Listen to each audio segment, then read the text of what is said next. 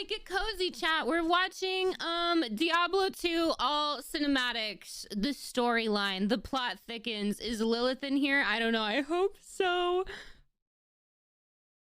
Probably not though. But here we go. Diablo 2. Diablo 2. All right, this. Wait, wasn't Diablo 2 like in the fucking 90s? All right. Diablo 2, the 90s. We're in a time machine. We're going back to the 90s, chat. This is N64 graphics. One console, one controller. Taking turns with your siblings and your friends. Using cardboard to cover for the split screen gameplay so they can't screen peek you. Back when Pizza Hut was good and boom boxes were cool. All right. All right. Hopscotch and yo-yos and Pokemon cards. Oh wait, Pokemon cards are still a thing. Fuck. All right, here we go. Computer rooms. The family computer in the living room. Fucking, what were those sticky hands that you would throw and they would like stick to stuff? You get them out of like gumball machines. Popped collars and getting the kids' meal so you could get a toy. Duck hunt and arcade rooms. When there was arcades at movie theaters. Ooh. Tall trees. Oh, tall teas? You worked at a DVD store? Blockbuster! All right.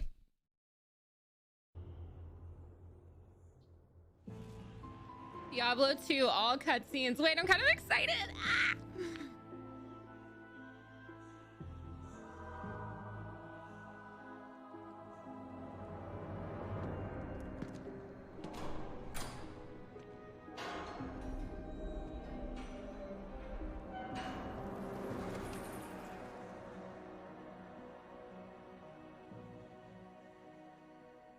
Why isn't he on the bed?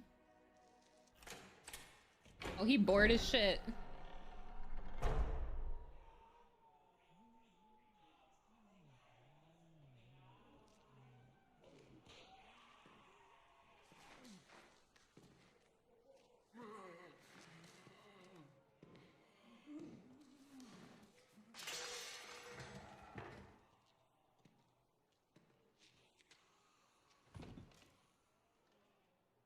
So, Marius, at last I find you.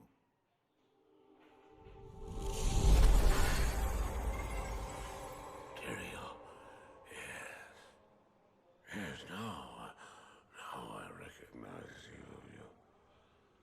I should have known you'd travel in disguise. They're always watching.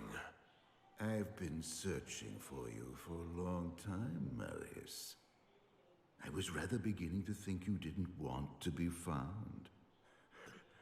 Oh, forgive me, Tyrael, please. It wasn't my fault. Not your fault. Tell me, Marius, how was it not your fault?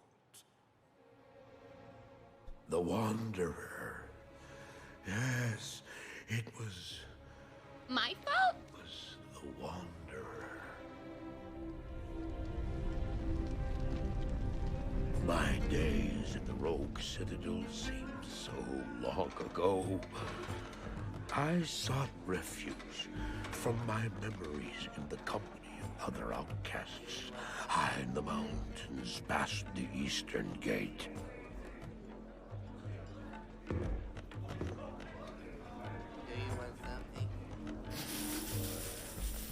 No, I'm sorry. Shut the fuck up. Who voice acted this? Do you want something? What? Shut the fuck up. Listen to this guy. High in the mountains past the Eastern Gate.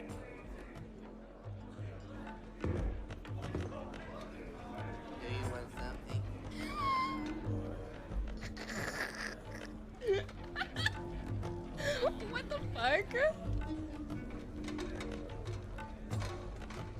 Oh, I fought sleep for days at a time. Do you want For when I something? dreamt, the memories would return. Memories of the monastery. Monarch. And the evil which it claimed. Dreams, memories. I couldn't tell the difference anymore.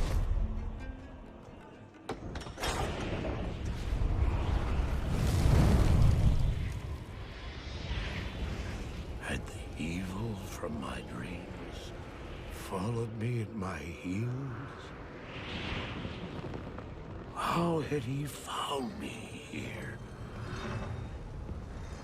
How could this broken shell of a man, barely able to carry the weight of his own sword, be the burning terror which drove me to hide here?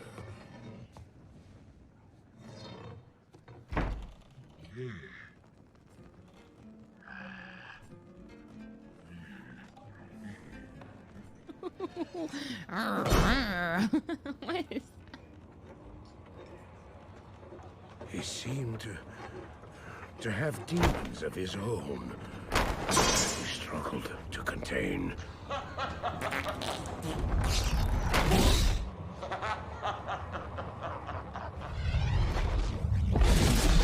And he was losing.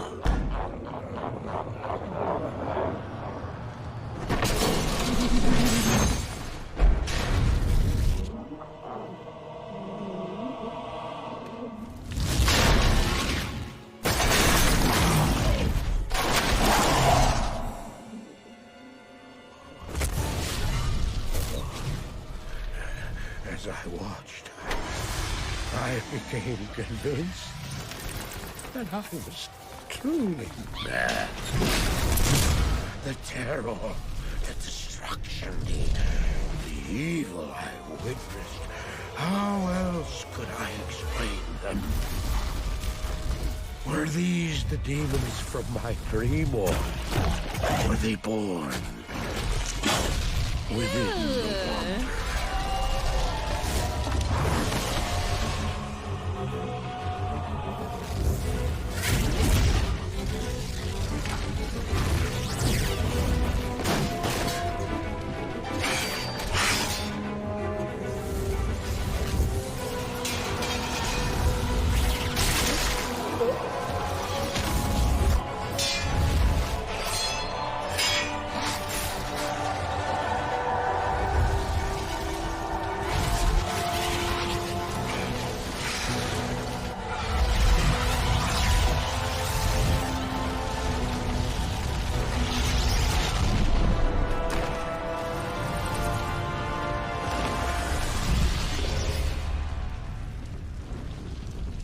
Oh, what you smoking? Crack? What the fuck?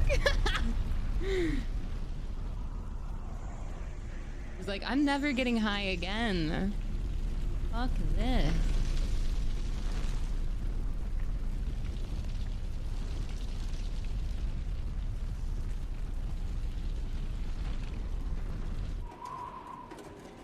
Why did I follow him? I don't know. Why do things happen as they do in dreams? All I know is that when he beckoned, I had to follow him. And from that moment, we traveled together east. Always into the east. Is he the demon? Wait. What? How did he walk out of there alive? Is he the demon? Like, what the fuck?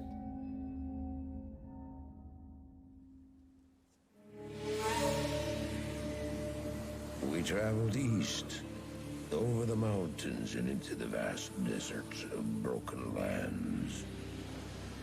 As the days passed, my companion told me of himself, that he had once been a great warrior, and that a dark and secret burden now weighed heavily upon him. traveled for an eternity across that arid wasteland. How long? Oh I no! couldn't say. And always a dark cloud seemed to follow us. Oh no! Over the horizon. Camel! Finally, the journey ended. We climbed the last bridge. There below us lay our destination. The shining jewel, Loot Lane, with a great sea beyond. Oh my god, Dubai! Last night. Perhaps it was the warm desert wind or the sound of the ocean, but for the first time in many weeks, I slept. However, the dreams returned, but these were clearly not my own. I beheld a vision of a great man, the mage, Talrasha. You were there too, Tyrael. I remember seeing you in my dream. His brethren had cornered a great demon, Baal, Lord of Destruction, who had been set loose upon the world. They attempted to imprison the demon within a sacred stone. Yet when their attempts failed, Talrasha selflessly volunteered to contain the demon within himself, completing the prison. He instructed his brethren to bind him within a tomb, buried under the sand, there to wrestle with the demon for all eternity.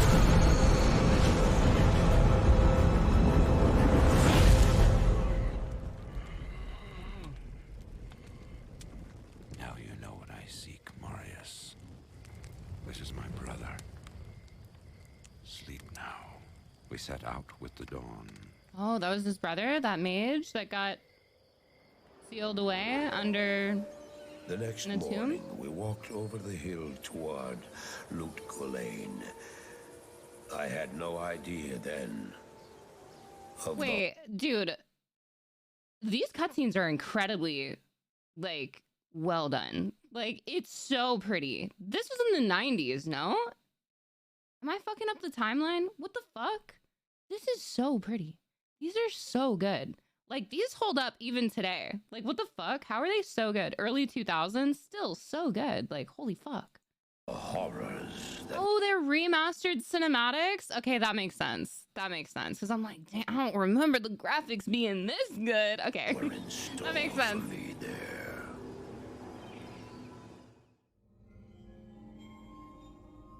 The original looks like shit. Oh, I kind of want to... Okay, maybe I'll check out the original. That's funny. My companion drew in the dank, cold air of The dank. It seemed to strengthen him. I stood in the doorway between light and dark. Hey, Biggie! Gifting a sub? Any gifters? Woo? Hey, Piggy, thank you. Thank you for the gifted sub. Can we suck some toes for pay, Piggy? What was left of my sanity implored me not to enter. But that voice was just a whisper now. As we worked our way down, deeper and deeper, His sanity is just a whisper I now. began to He's gone mad. a change in my companion. He seemed to be gaining strength. I could hardly see in the gloom, but my companion seemed to know the way. Wait, his brother's a demon now, so he We wants to go. Oh, came at God. last to a great hall. Oh, no. Got my fucking ears. Okay. Really echoed through the chambers.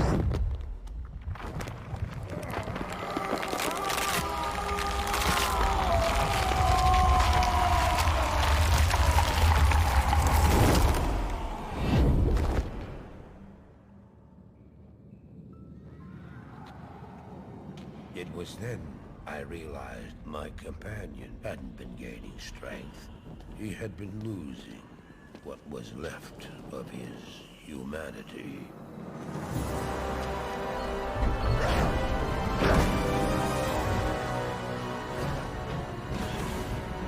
Ew. He moved with demonic speed, and then you appeared. Stop! The beast contained herein shall not be set free, not even by you.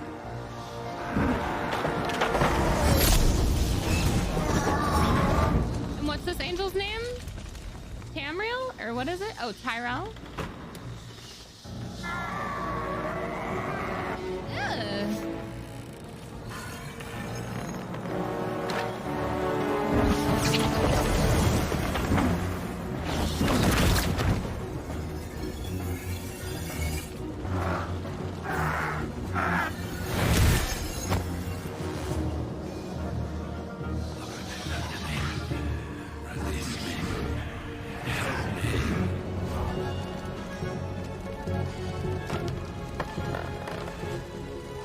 You're gonna let him out, aren't you? You're gonna fucking let him out.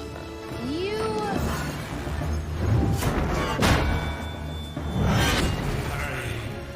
Please hurry.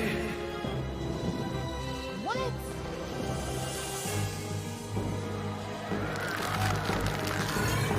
No! Don't do it! Fool! You have just ensured the doom of this world. You cannot even begin to imagine what you've set in motion this day. Go to the Temple of Light in the eastern city of Karatz. There you will find the gate to hell opened before you. You must find the courage to step through that gate, Marius. Take the stone you hold to the Hellforge, where it will be destroyed. Now run. Take the stone and run!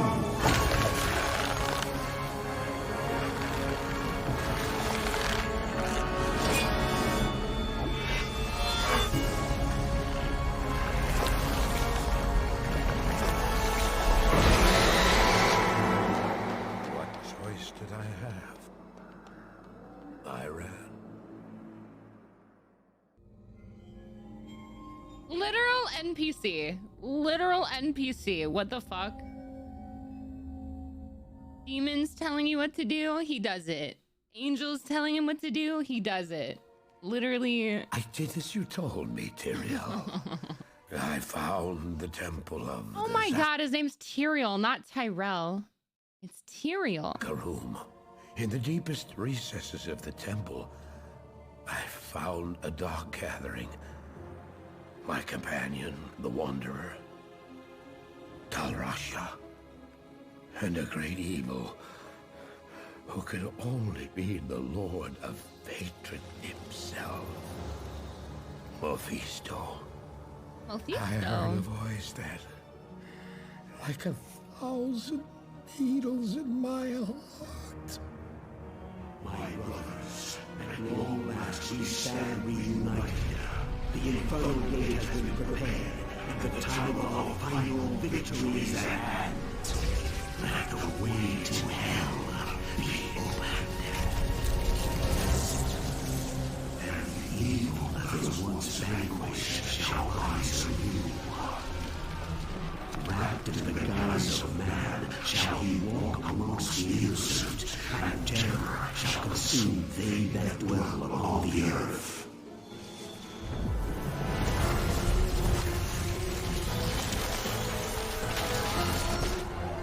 The skies shall rain fire, and the seas will become as blood.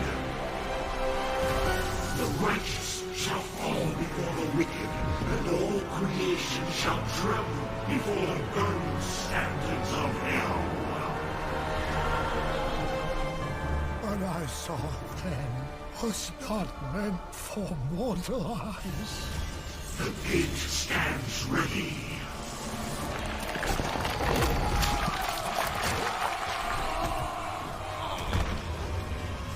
Now, my young brother, the time has come to assume your true form. Oh shit.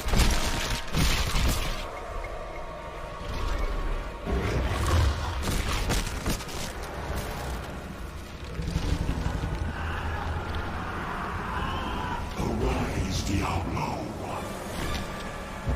Lord of Terror.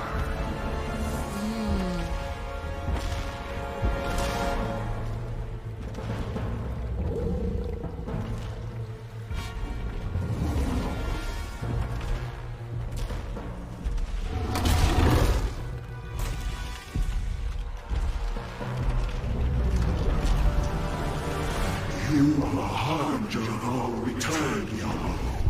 Send forth your terror into hell.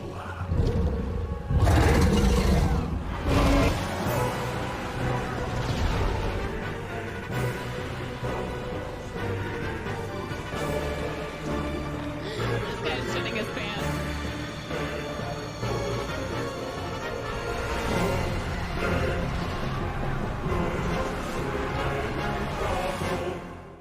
What is he supposed to do with the stone?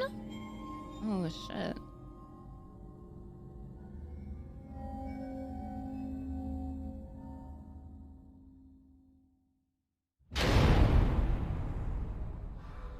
Boof it? I heard later that he was defeated.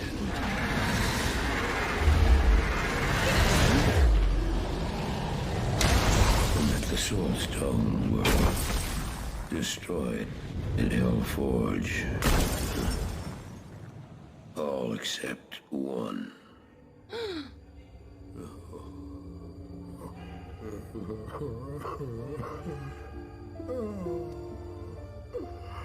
Oh, I failed, Tyrael.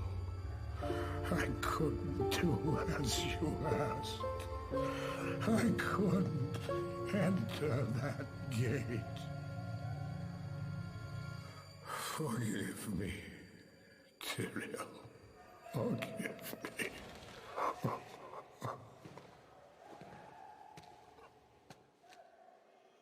Marius, give me the stone, and all is forgiven.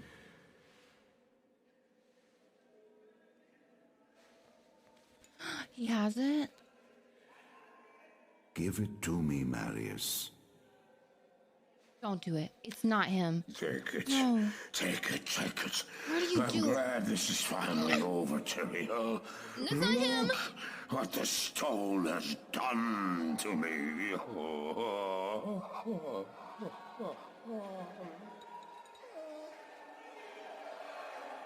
No, it's not him. You haven't failed, old man. You've done exactly as you were meant to do. However, I am not the Archangel Tyrael. Well, no.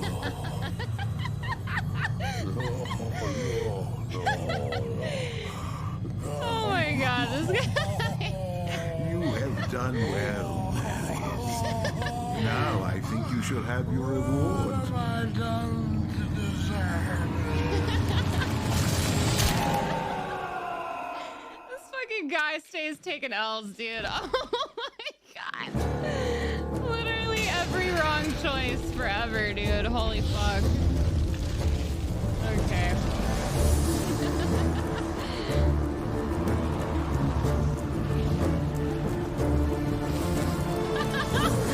He got the worst ending.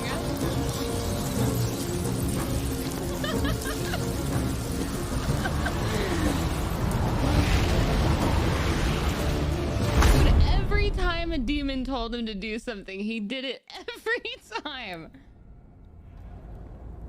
Oh my god.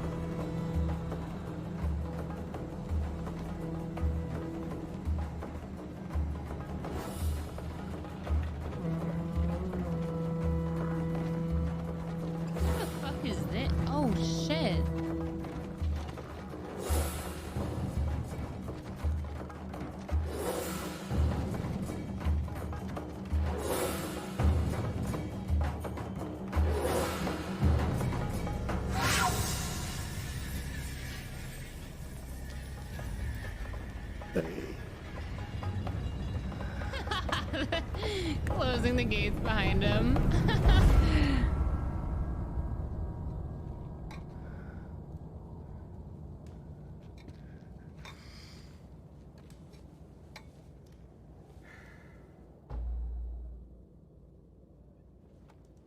Bail! The gates of Sescheron have stood for eons beyond remembrance, and you shall not breach them now. Remove your foul demons from our lands. We stand on the side of light. You shall not be allowed to reach Mount Ariat, and that which you seek will not be yours.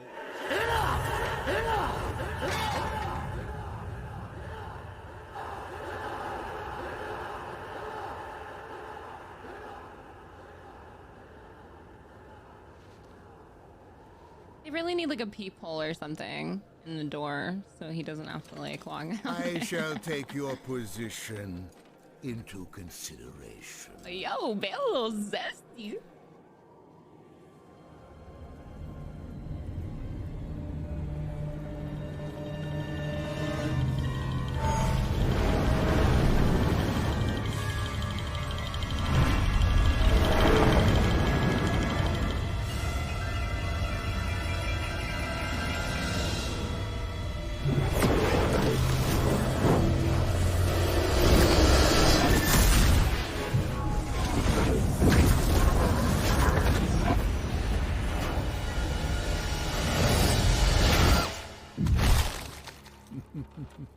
Well, it seems your terms are not acceptable.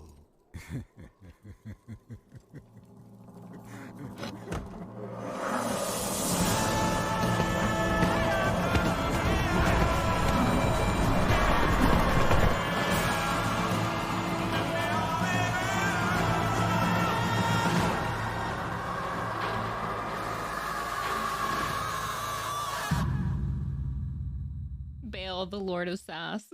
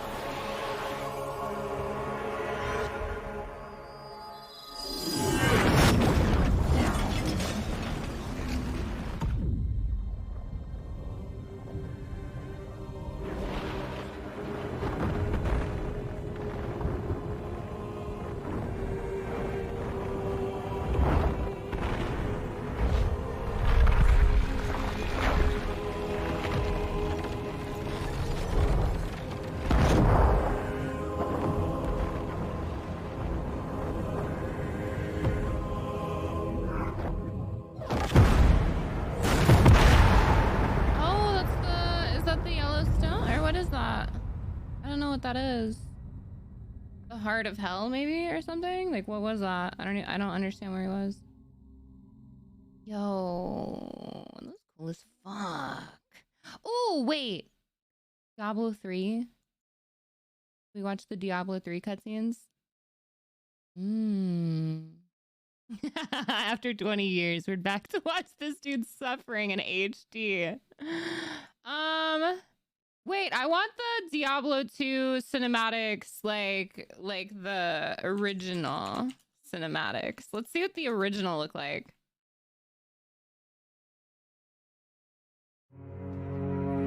We just watched the remastered HD Let's watch the original. Let's just get a little taste. We don't have to watch everything, but I might watch the Diablo 3 cutscenes also. Oh, fuck.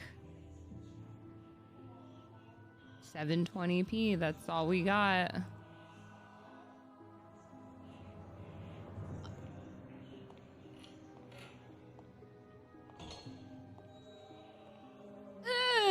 This is like fucking 69p. Oh my god. Oh my. What the fuck? Oh no.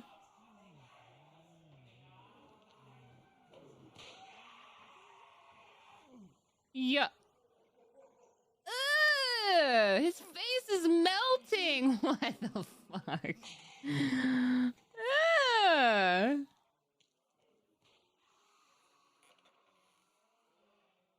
So, Marius. Oh my god. This is nightmare fuel. What the fuck? Oh, oh my god. Yes, now I recognize you. I should have known you. This is unbelievably bad. They're always watching. What the I've been fuck? searching for you for Wait, a what the long fuck? time, Marius. Did we all play this Diablo 2? And did this look normal at the time? Oh, forgive me, Tyrael, please. This isn't a shitpost. This isn't like a fan-made shitpost. This is what the game actually looked like. Oh my god. How was it not your fault? Had the evil from my dreams followed me at my heels? How had he found me? Oh my god. How could this Back then, this was amazing. Oh my god. to carry the weight of his hopes? Yo. This was amazing for the time. Which drove me to hide here. I want to see more faces. Oh my god. Wait. Whoa. Oh, yeah, we gotta see this guy. Hold up. Give me, Tyrael. No. I gotta see the innkeep. Yes, The innkeeper. it was Very important. long ago. My favorite guy. I sought refuge from my memories in the company of other outcasts, high in the mountains past the eastern gate.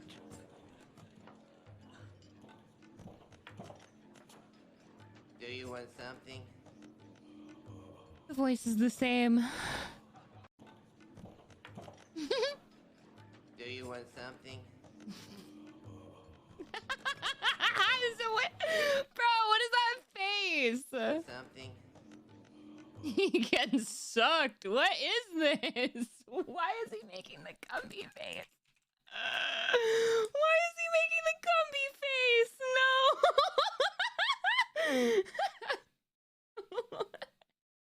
What kind of services are they providing here in this inn? Hey. What?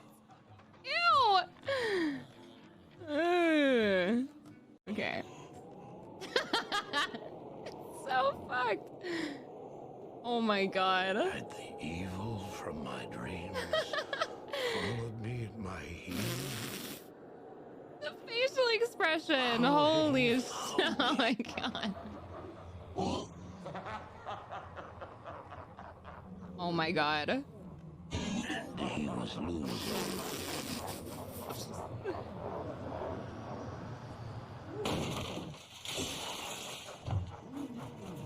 What is it?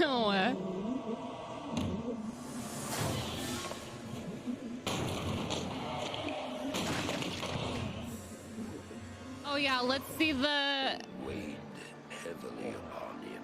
I want to see the city. Wow, the city. Oh, fuck. You really had to use your imagination, huh? What the fuck? Perhaps it was the Bro. wrong decision.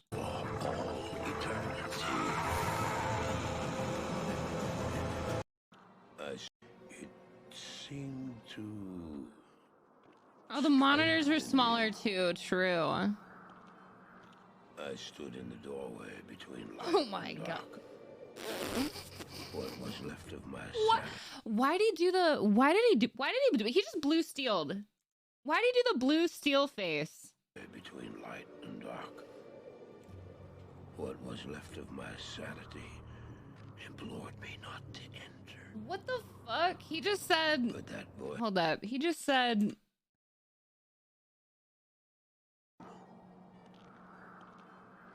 I stood in the doorway between light and dark. What was left of my sanity Okay. implored me not to What the fuck? But that voice was just a whisper now. As we worked The out... expressions?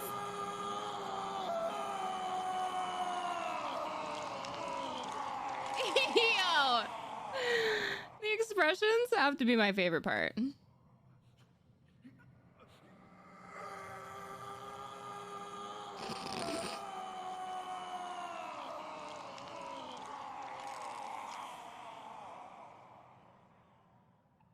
Okay.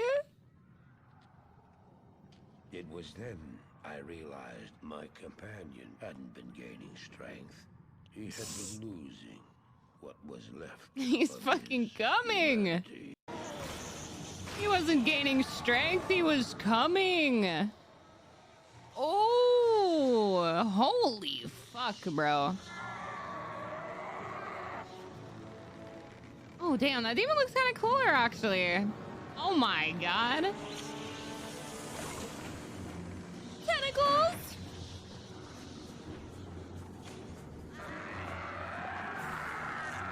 Oh, that looks cooler to me. I don't know. Well. Look what they've done to me. Damn, bro. Help me. Yes, this is a Diablo 4 waiting room now. Alright, he grabs the stone. Needles in my heart. Bro. Ooh, I want to see Diablo in this one. Wrapped in the guise of man, shall he walk amongst the innocent? Now, my young brother, the time has come to assume your true form. He's farting under that blanket. One polygon each for the horns. Arise, Diablo. Lord, I mean, still pretty cool.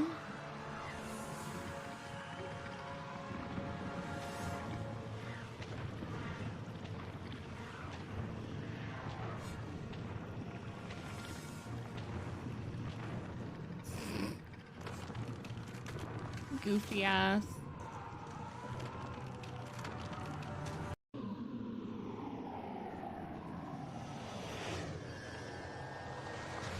And that the soul stones were destroyed in Hellforge. All except one.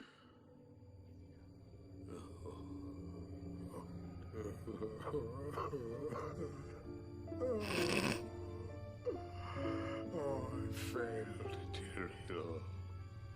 I couldn't do as you asked. I couldn't enter that gate. Forgive me, Tyrael. Forgive me.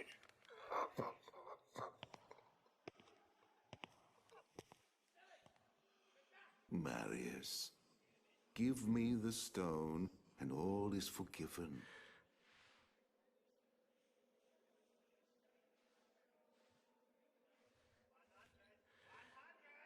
Give it to me, Marius. Take it. Take it, take it. I'm glad this is finally over, Tyrael. Look what the stone has done to me.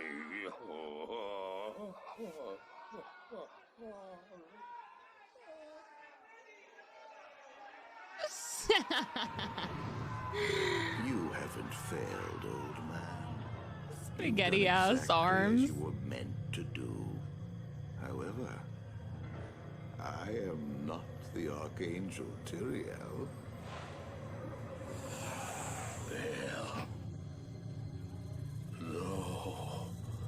Yo, he got his whole pussy out, dude. Put your skirt down, bro.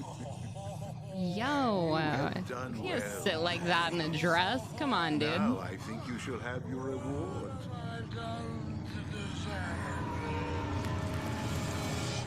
He deserves to die for sitting with his balls on the cold prison floor. Fuck you.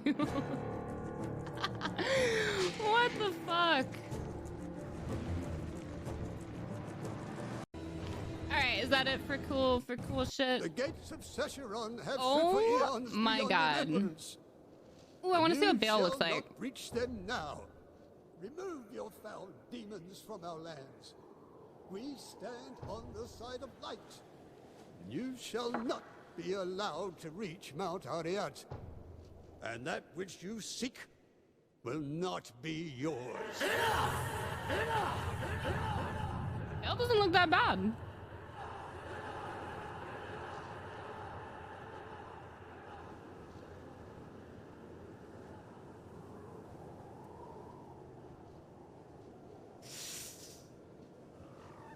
I shall take your position into consideration.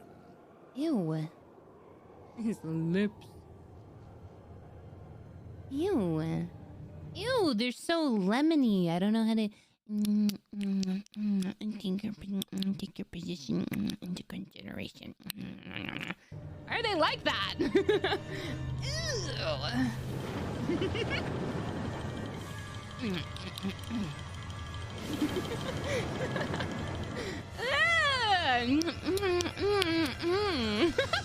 This little smile. What the fuck? You got a little ass mouth, Bale. What the fuck?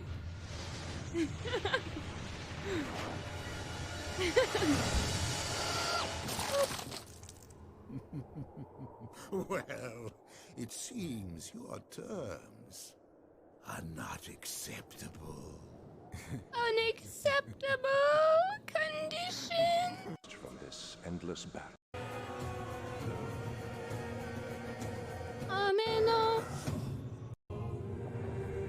Okay, cool. So let's do Diablo 3 cinematics.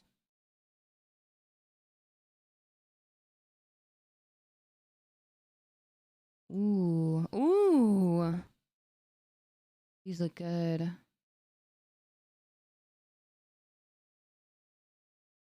Read the paragraph at the top of this.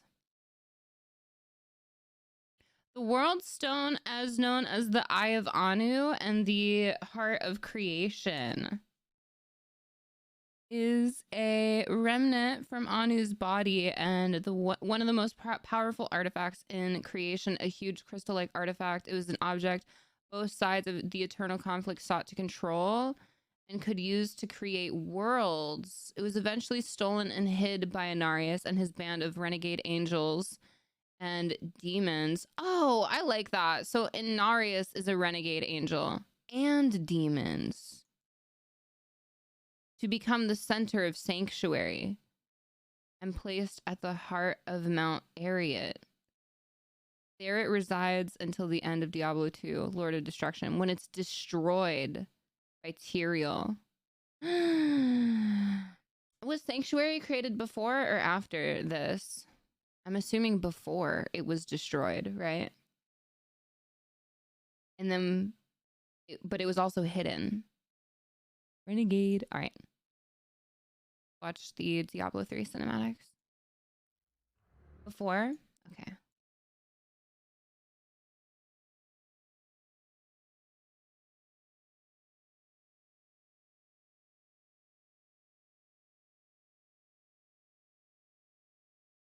Did you watch Diablo 1? I forgot that existed. We should watch that.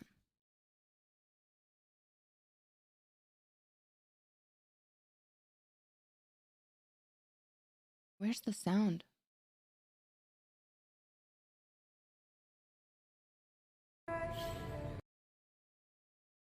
Okay.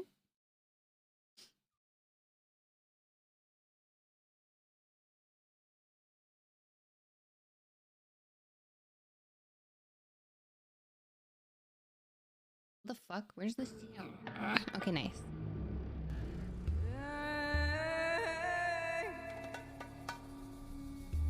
And the stench of terror drifts on a bitter wind.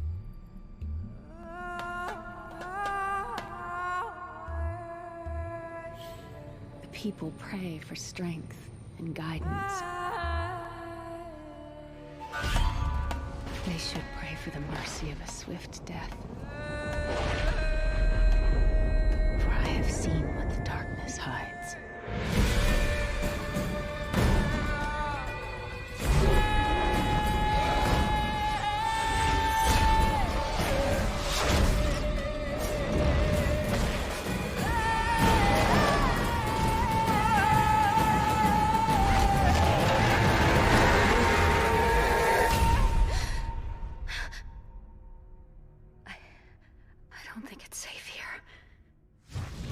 What in the Final Fantasy? What in the Final Fantasy 12? What the fuck? What is that? Okay. Weeb graphics. Here we go.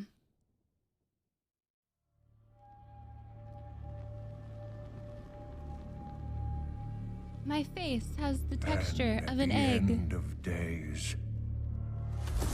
The first sign shall appear in the heavens. Justice shall fall upon the world of men. The armies of light and shadow will clash across the fields of eternity.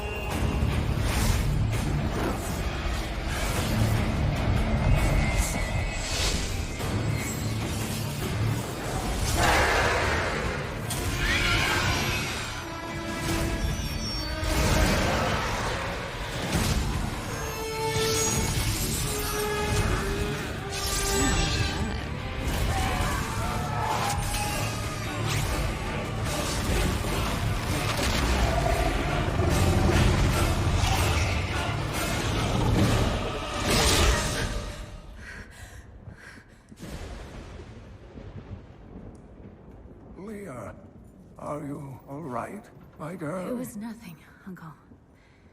Just a bad dream. We should be getting you home. But there's still work to be done. If these translations are correct,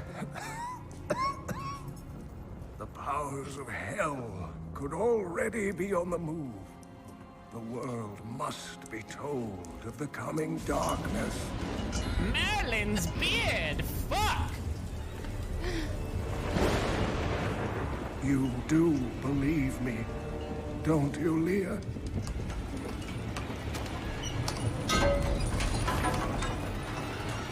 It has begun.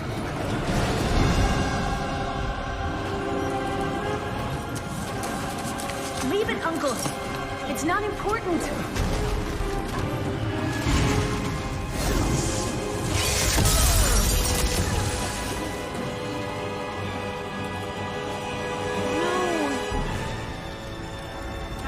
Her face. Wow. Oh, somebody dropped a nuke on him. What the? That guy got fucking sniped out of the sky. Get fucked. Holy shit. Somebody fucking dunked on him with a fireball. Holy, somebody meteored his ass. What the fuck? That's fucked up.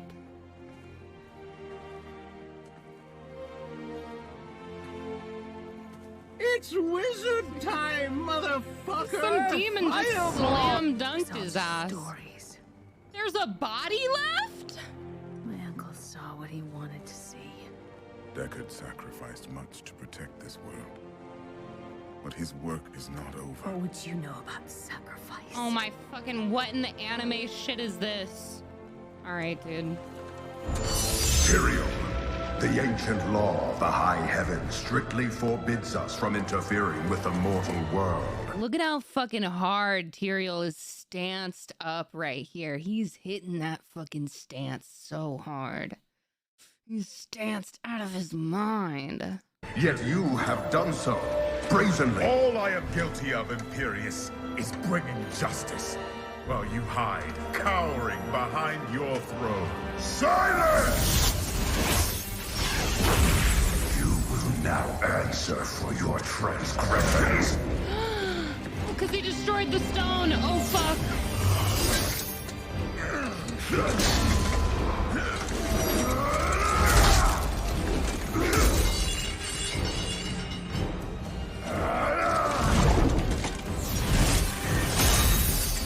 Oh, shit. You cannot judge me. I am justice itself. We were meant for more than this. To protect the innocent. But if our precious laws bind you all to inaction, then I will no longer stand as your brother. You chose to be one of us. Sacrilege. What the fuck?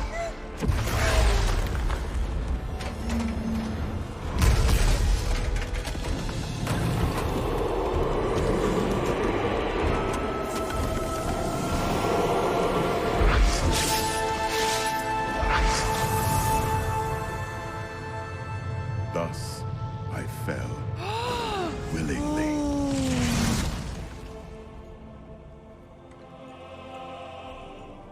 Because humanity is the only hope for this world. Wait, you kind of fucking landed on her uncle, bro.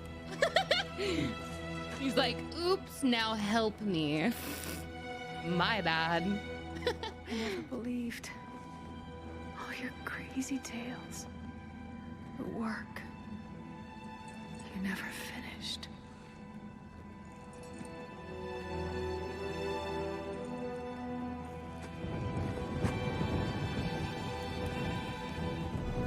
I will finish it, Uncle.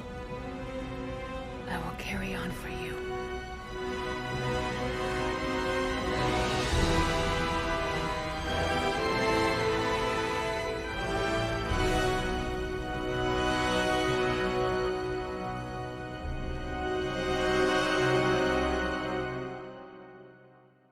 Oh, he survived the meteor and dies later. Okay. Ah, okay.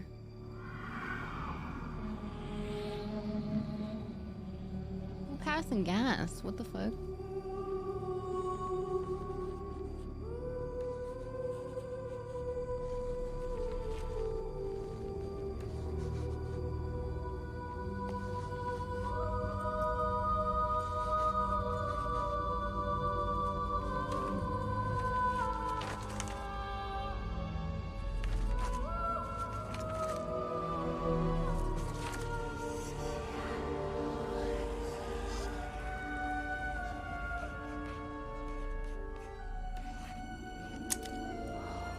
None of this makes any sense to me.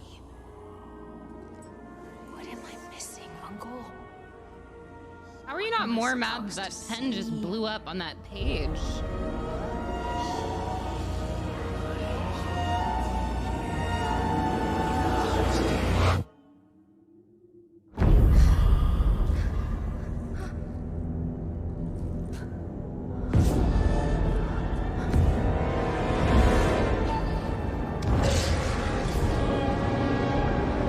What the fuck is that?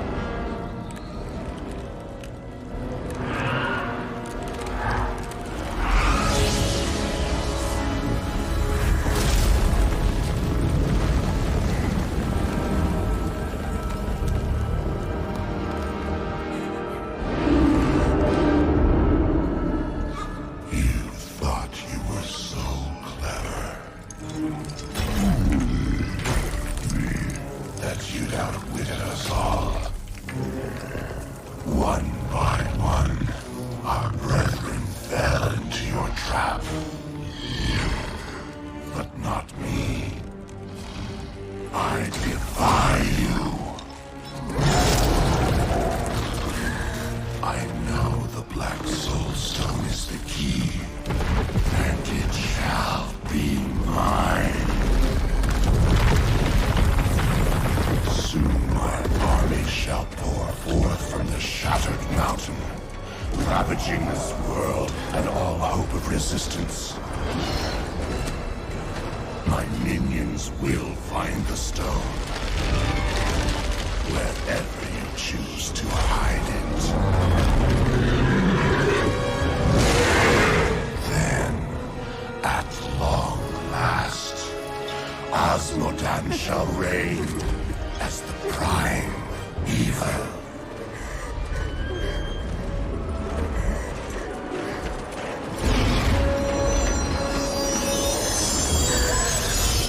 Leah, are you all right? Speak to me, child. Ariad. The demon's invasion will come from Ariad.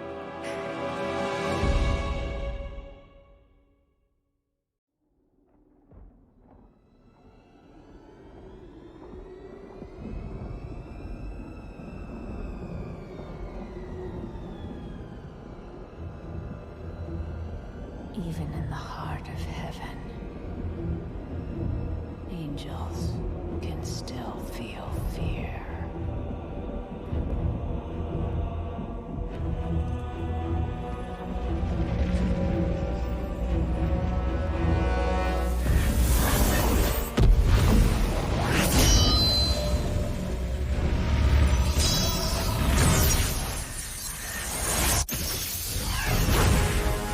My old enemy.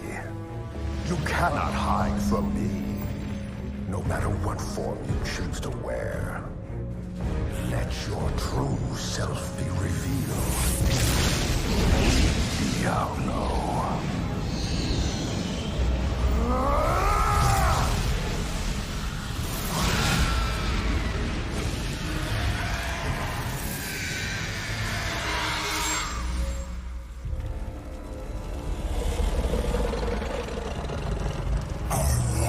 War ends today.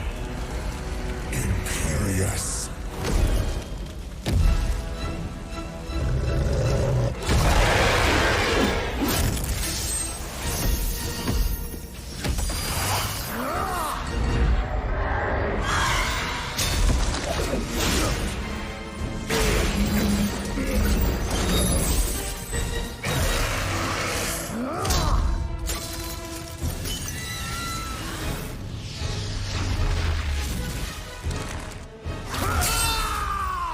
Getting rolled in your own domain? Oh my god. Take one last look at your shining heaven, Imperious. For soon, nothing of it shall remain but my laughter.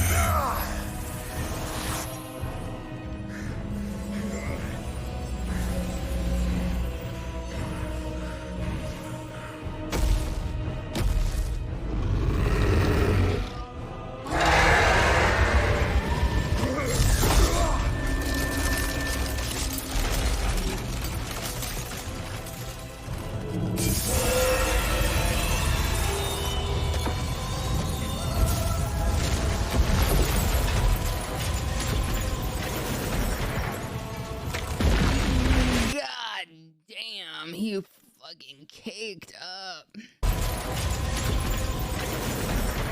Shit.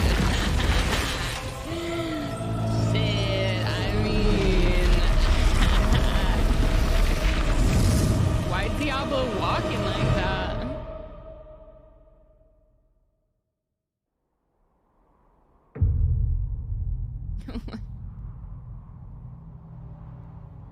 In the end, it was a mortal heart that saved 2 worlds from ruin and cast down the prime evil forever.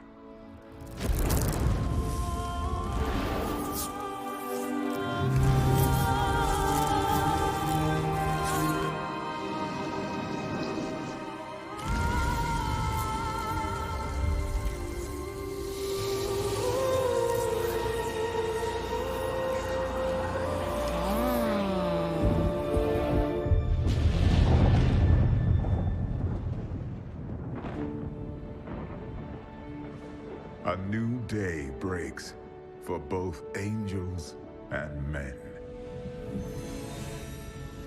For mankind's greatest champion, the Nephilim, rose to confront the darkness that we, in our pride, would not face.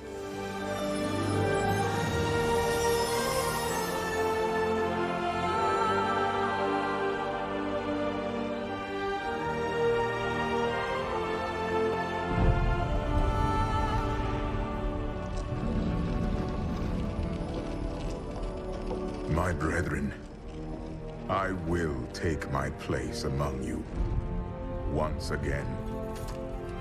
But this time, as a mortal.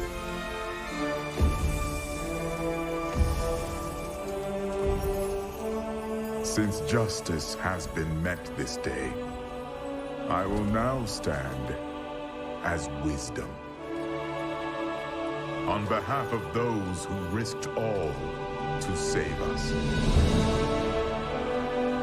Forevermore, we shall stand together, angels and men, in the light of this glorious new dawn. Okay, my favorite part was Tyrael and what was his name? Imperial? Tyrael and Imperial's part? That went crazy. When he's like, fuck this, and he fucking sheds his wings.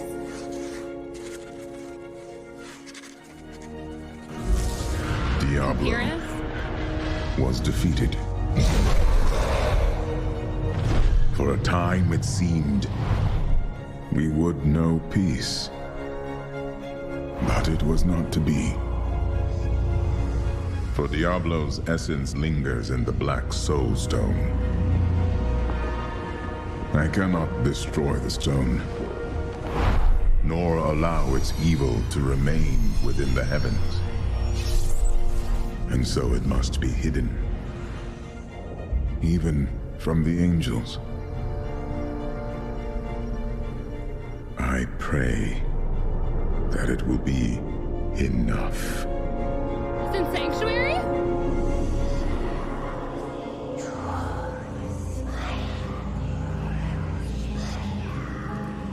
Or hidden somewhere else, maybe.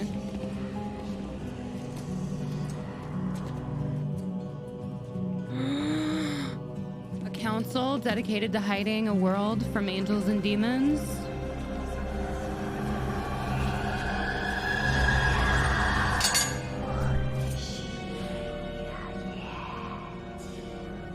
You have done well, Horadrim. Your service here is finished. And you should all... Who is that? run.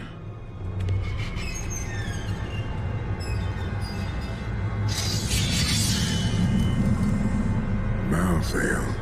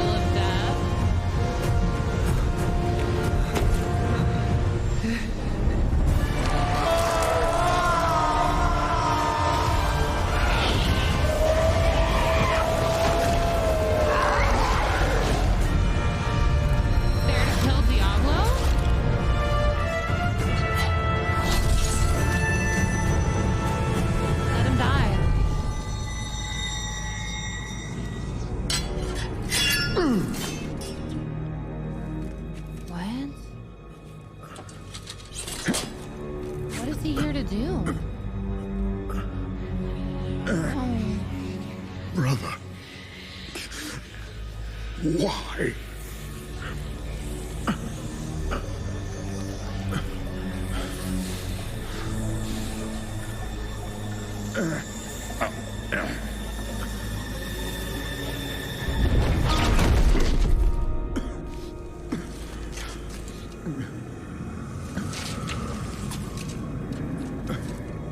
Nephilim will stop you. No one can stop death.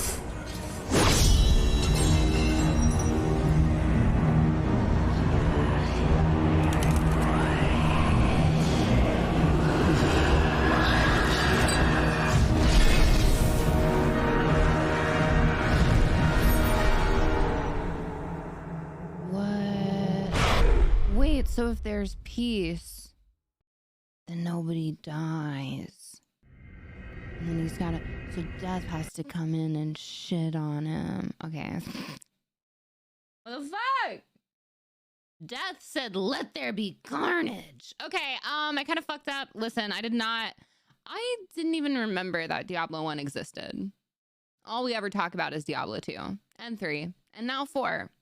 No one ever talked about Diablo 1, and so I didn't even know, I'm not kidding, until yesterday, I didn't even know Diablo 1 existed. So I'm gonna watch the Diablo 1 cinematics. We love this out of order. 1 hour, wait. Oh, the trilogy. Okay, let's watch Diablo 1 cinematics. Only 7 minutes. Oh, no. No remaster? Wait, no remaster? Wait, no remaster though? Wait, no remaster? Oh. Can I see the game real quick? Wait, let's see the game. What's the game? What's the game look like?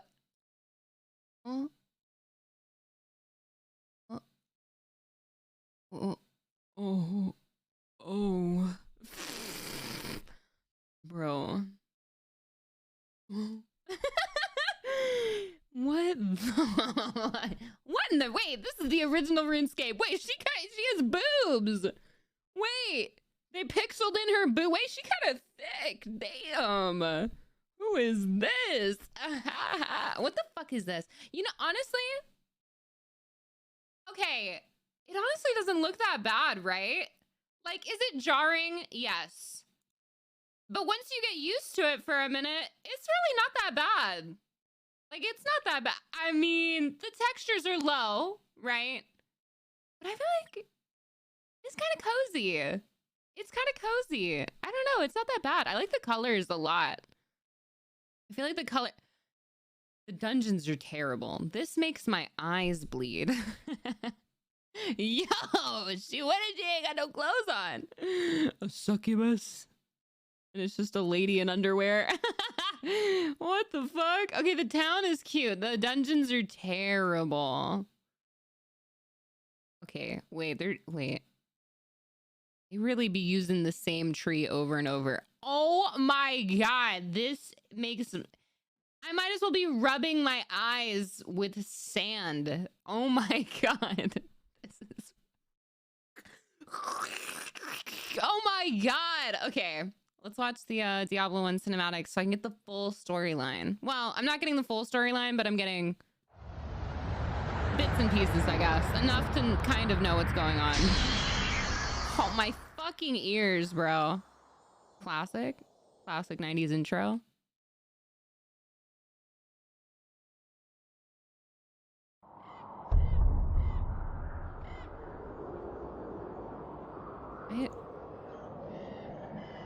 This is the Diablo 1 cinematics.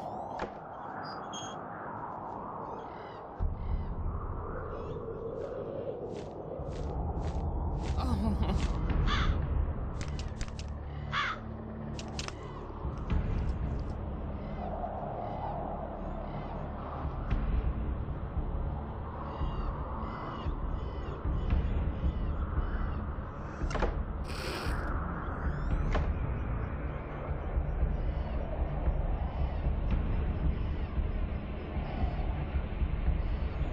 I can't see shit, bro. What the fuck?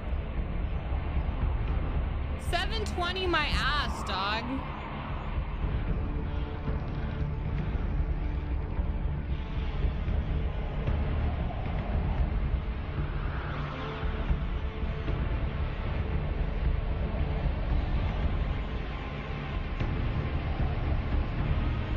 If you show me that sword again, I swear to God.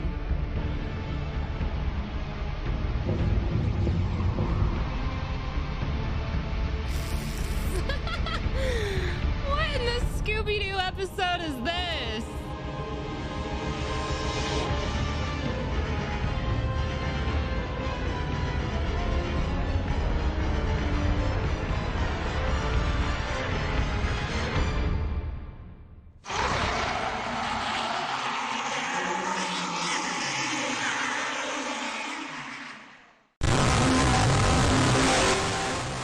What the fuck?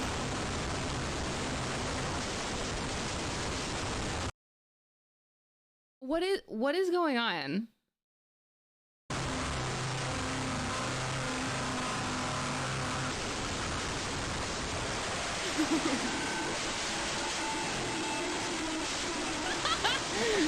What? What is happening?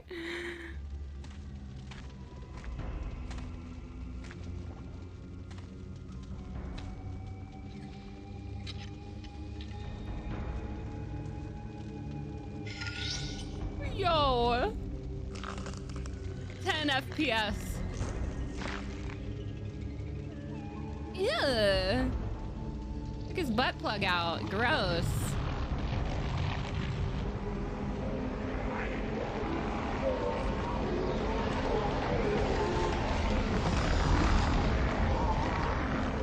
Hello?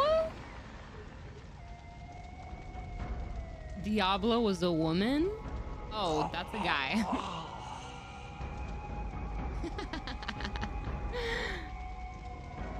Wait, that's actually Diablo's heart, though. Or soul stone, I guess. Wait, and he put it in his own forehead? The Diablo nut.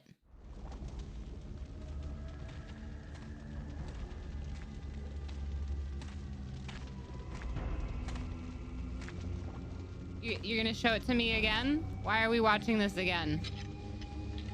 Because he got killed and then someone else did it? Wait, what the fuck? Okay, a repeat cutscene? Why, it was that good we have to watch it again? And again? And again? What in the fucking nipple? What is... Yo, is that cut? Is it a cutout or does he have armor on his nipples specifically? The fuck is that? What is that? The horn of Diablo. The soul stone burns with hellfire as an eerie red glow blurs your vision. Fresh blood flows into your eyes, and you begin to hear the tormented whispers of the damned. You have done what you knew must be done. The essence of Diablo is contained. For now. Put it in pray me? that you have become strong enough to contain the demon and keep him at bay. Although you have been fortified by your quest, you can still feel him, clawing his way up from the dark recesses of your soul. Fighting to retain control, your thoughts turn toward the ancient mystic lands of the Far East. Perhaps there, beyond the desolate wastes of Aranok, you will find an answer. Or perhaps salvation.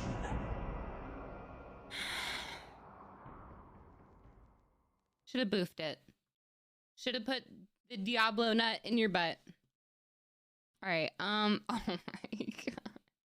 Sorry, what the fuck was this part? Hey, what the fuck was... Hey, devs, what the fuck was this?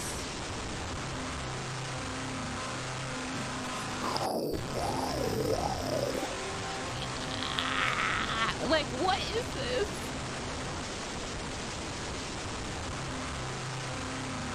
I can't even tell what's going on. I can't even tell. The graphics are so bad. I can't even tell what's going on.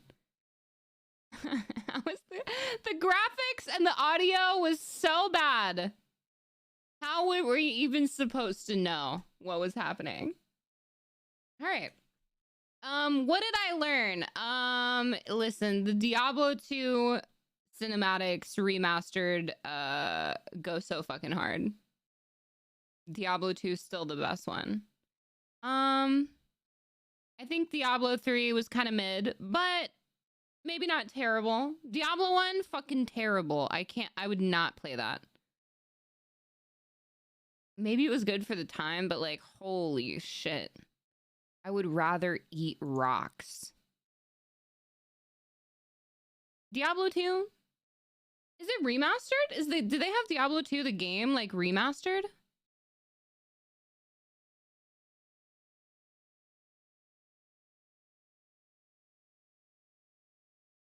Benadryl enjoyers be like, back in the 90s, you need a whole card in your motherboard to process hi-fi sounds. That's what it sounded like if you didn't have one. Yeah, it's called Resurrection. Oh. Damn, I would actually maybe play that. I'd play Diablo 2 Resurrection, actually. I don't know if I'm going to do that today. I'd have to download it, but is that on Battle.net? Probably, right? Diablo was always a Blizzard game. Yo. Hey, Lola, thank you.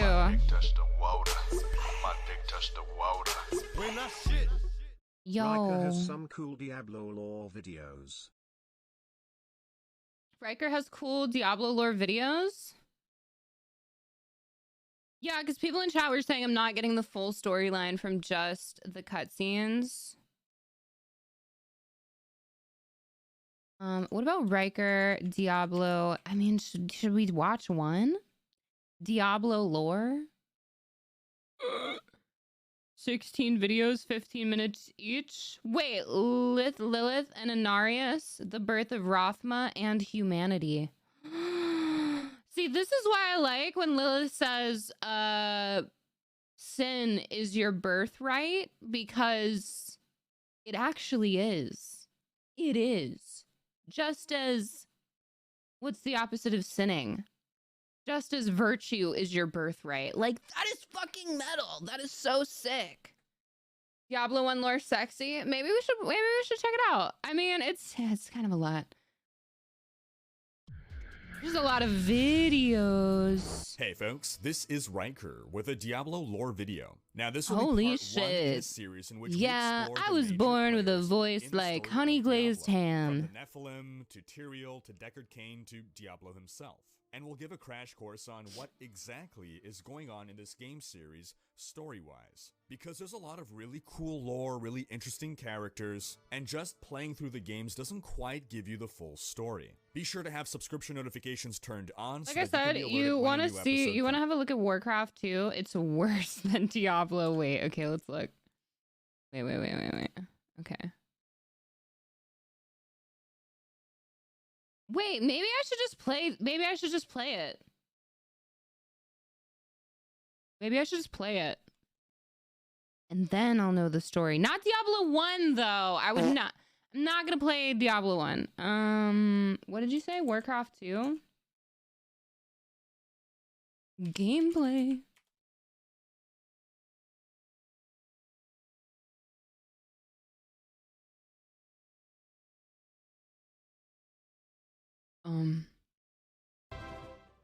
The orcs have been driven from the Northlands as the hulking remains of Blackrock's spire lay silent amongst the freed lands of Azeroth. The This dude in the studio, like, the orcs are in the orc Blackrock spire lay silent among the freed lands of Azeroth. remains of the once mighty. The battered remains of the mighty horde have railed to protect. Like, what the fuck? Horde have rallied to protect their last bastion of hope. What is that? Okay. We move. Do you need it as you wish? Okay. Aye, Captain. Okay. Alright. Yes, me lord. Aye, Captain. Yes, me lord. Set sail. Aye, sir. Set sail. Underway. Yo, if I played this game, I would literally have the NPC voices stuck in my head. Or not the NPCs, the By your command. Your command.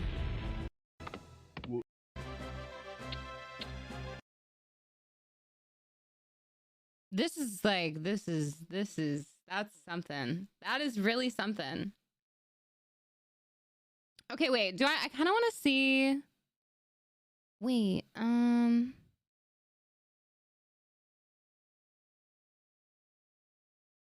shit. Diablo 1.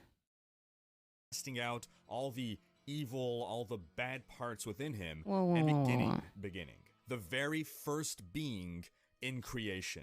You see, in the beginning, there was only Anu, aka the One, aka the Diamond Warrior. And I mean, there was only Anu. There was no universe. There was nothing. There was just Anu. So one day, presumably after an intense session with his life coach, Anu decided to better himself by casting out all the evil, all the bad parts within him, and become a being of pure good. And there must have been quite a bit of evil within him, because all the evil parts came together to form another being called Tathamet, the first prime evil. And we'll talk more about Tathamet in a bit. So now, literally the only two things to exist are— Yo, sick ass character design. Look at that.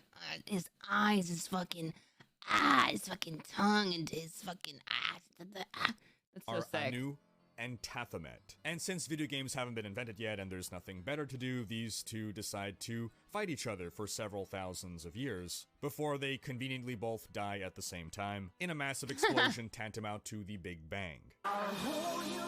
No, not you. And this resulted in the creation of the universe. Now, while Anu was dead and gone, chunks of him were still floating around the universe. The Eye of Anu, also known as the World Stone, which we see at the end of Diablo 2, remained at the center of the universe, in a realm that came to be known as Pandemonium, which we visit slightly in Diablo 2 and prominently in Diablo 3. Anu's spine was blasted far out into the universe, and eventually became the Crystal Arch, around which the high heavens formed. We see the Crystal Arch in Diablo 3. It's where we fight Diablo, and this arch gives birth to angels.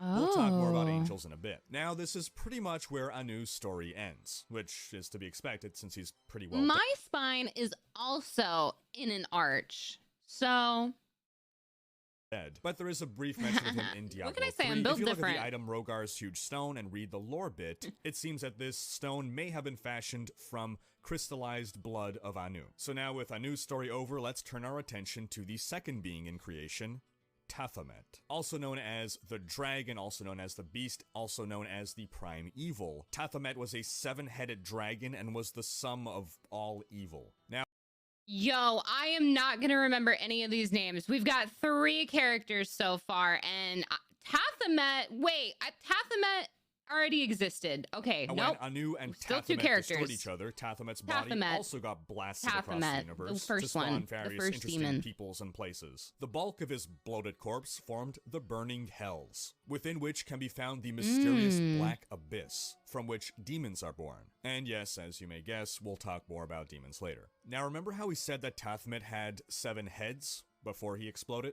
Well, each of those heads spawned one of the great evils, the most powerful demons in hell. The 3 most powerful heads gave birth to the 3 brothers. How are they birthing? They got what? How are they? Diablo himself. While the 4 lesser heads gave— Wait, can I get a demon anatomy lesson? Like, do they have, I don't know, demon uteri? Like, what's going on? Is it coming out of their mouths? Like, how, like, birth where? To the lesser evils. And I'm sure they're totally demon bussy?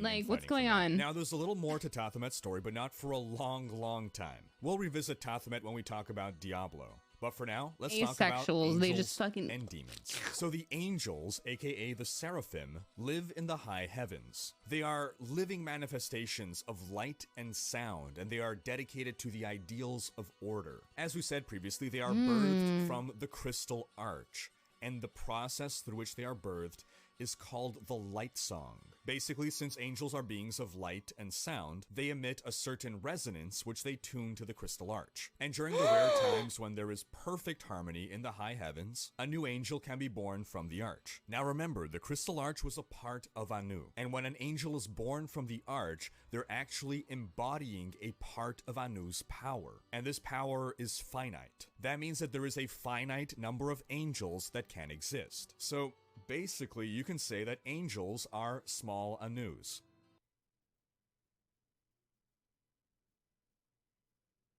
Now, Small while Anu's anus. power is finite, I got it. whenever an angel is slain, the power returns Angels to the are just Crystal Arch, small and a new anus. angel can then be born. So let's say that in total there's enough Anu power units to produce 1 million angels, and there are currently only 500,000 angels. That means that the Arch can produce over time another 500,000 angels. Once we reach 1 million angels, no further angels can be produced. We're at maximum angel capacity. All of Anu's power has been distributed out. But then Right. let's say that 100,000 angels die in battle versus demons, then that frees up a bunch of Anu power units, and over time another 100,000 angels can be produced. But now, as we said, angels Theoretically, it could hit 0 and they could destroy heaven.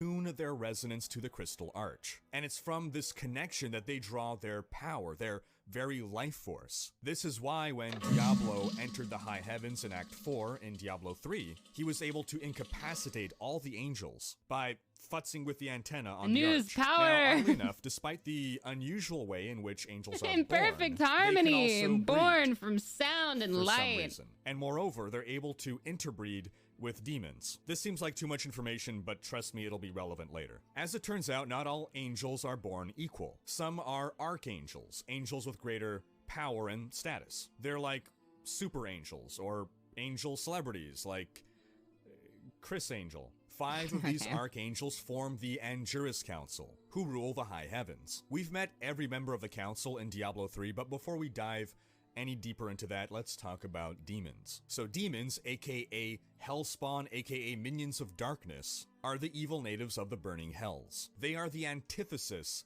of angels. So while angels are beings of light and order, demons are beings of shadow and chaos. Unlike angels, who are all very similar in appearance, demons come in all manner of shapes and sizes. Many of the enemies that we fight in Diablo are demons, though we should clarify that undead are not demons, but demons often use undead in their armies. Unlike angels, demons are physical beings, but if slain, their souls are reborn in hell. As we mentioned, demons are spawned from the Black Abyss, from some even more mysterious process than the Crystal Arch that doesn't seem to involve any kind of singing. Now, while angels are peacefully ruled by the Angerus Council and live in harmony, demons are far more selfish and chaotic and ultimately uncooperative, but they still generally follow a hierarchy, in the same way that a wolf pack follows a hierarchy, where the alpha is only in charge until someone takes him out to become the new alpha. So at the top of this hierarchy are the 3 brothers, the 3 prime evils, Diablo, Baal, and Mephisto. We fight and kill all 3 of these in Diablo 2. Beneath these 3 are the 4 lesser evils, Duriel and Andariel, who we kill in Diablo 2, and Asmodan and Belial, who we kill in Diablo 3. Collectively, the prime... I gotta play Diablo 2. Shit. Shit. I gotta play Diablo 2. Shit. I'm gonna get stuck on this boss battle. Shit. Okay.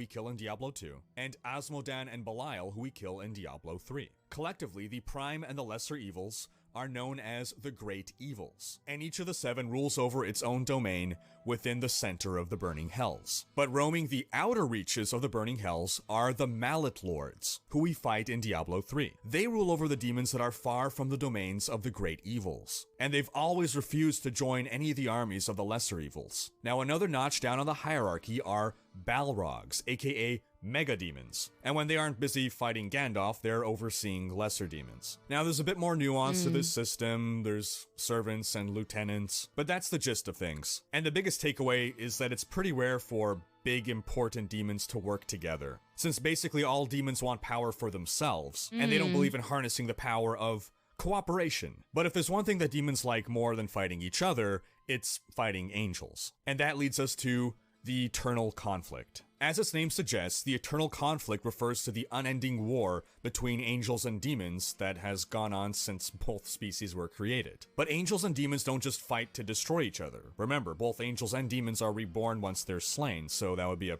pretty futile war. No, what they're fighting for is control of the World Stone. Remember the Eye of Anu that is located at the center of the universe? Well, whoever controls the World Stone has the ability to shape... Oh, but this is why the demons want to raid hell so bad, right? Because if they slay all the angels and then destroy the anus pine, the Anu spine, then in a way they could destroy heaven and take over. reality, create worlds, and create life. Throughout the eternal conflict, control of the World Stone passed from angels to demons and back and forth and back and forth. And when the angels controlled it, they would build worlds of perfect order. And when demons controlled it, they basically created horror movie sets. However, all the worlds created by either side would end up dying because of the ongoing war. So at some point... Yeah, like they would destroy heaven and just take over everything, yeah. And probably just fight with each other over power. But yeah. The Pandemonium Fortress was like everything would become hell. Created to defend the World Stone. And it apparently made zero difference because over time, possession of the Pandemonium Fortress passed again from angel to demon because fortress ended up dying because of the ongoing war. So at some point, the Pandemonium Fortress was created to defend the World Stone. And it apparently made zero difference because over time, possession of the Pandemonium Fortress passed again from angel to demon, and its physical appearance reflects this. We visit the Pandemonium Fortress in Diablo 2, it's the Act 4 town, and in Diablo 3 we visit it in a much greater capacity, as it's featured prominently in Act 5. Now from here, in order to keep telling our story, we need to talk about one particular angel and one particular demon, Inarius and Lilith. Yes. Inarius, aka the Prophet, was an archangel. And yes, the necromancer set in Diablo 3, Grace of Inarius, is named after him. Inarius served as an advisor on the Angiras Council, and was under the direct command of everyone's favorite angel,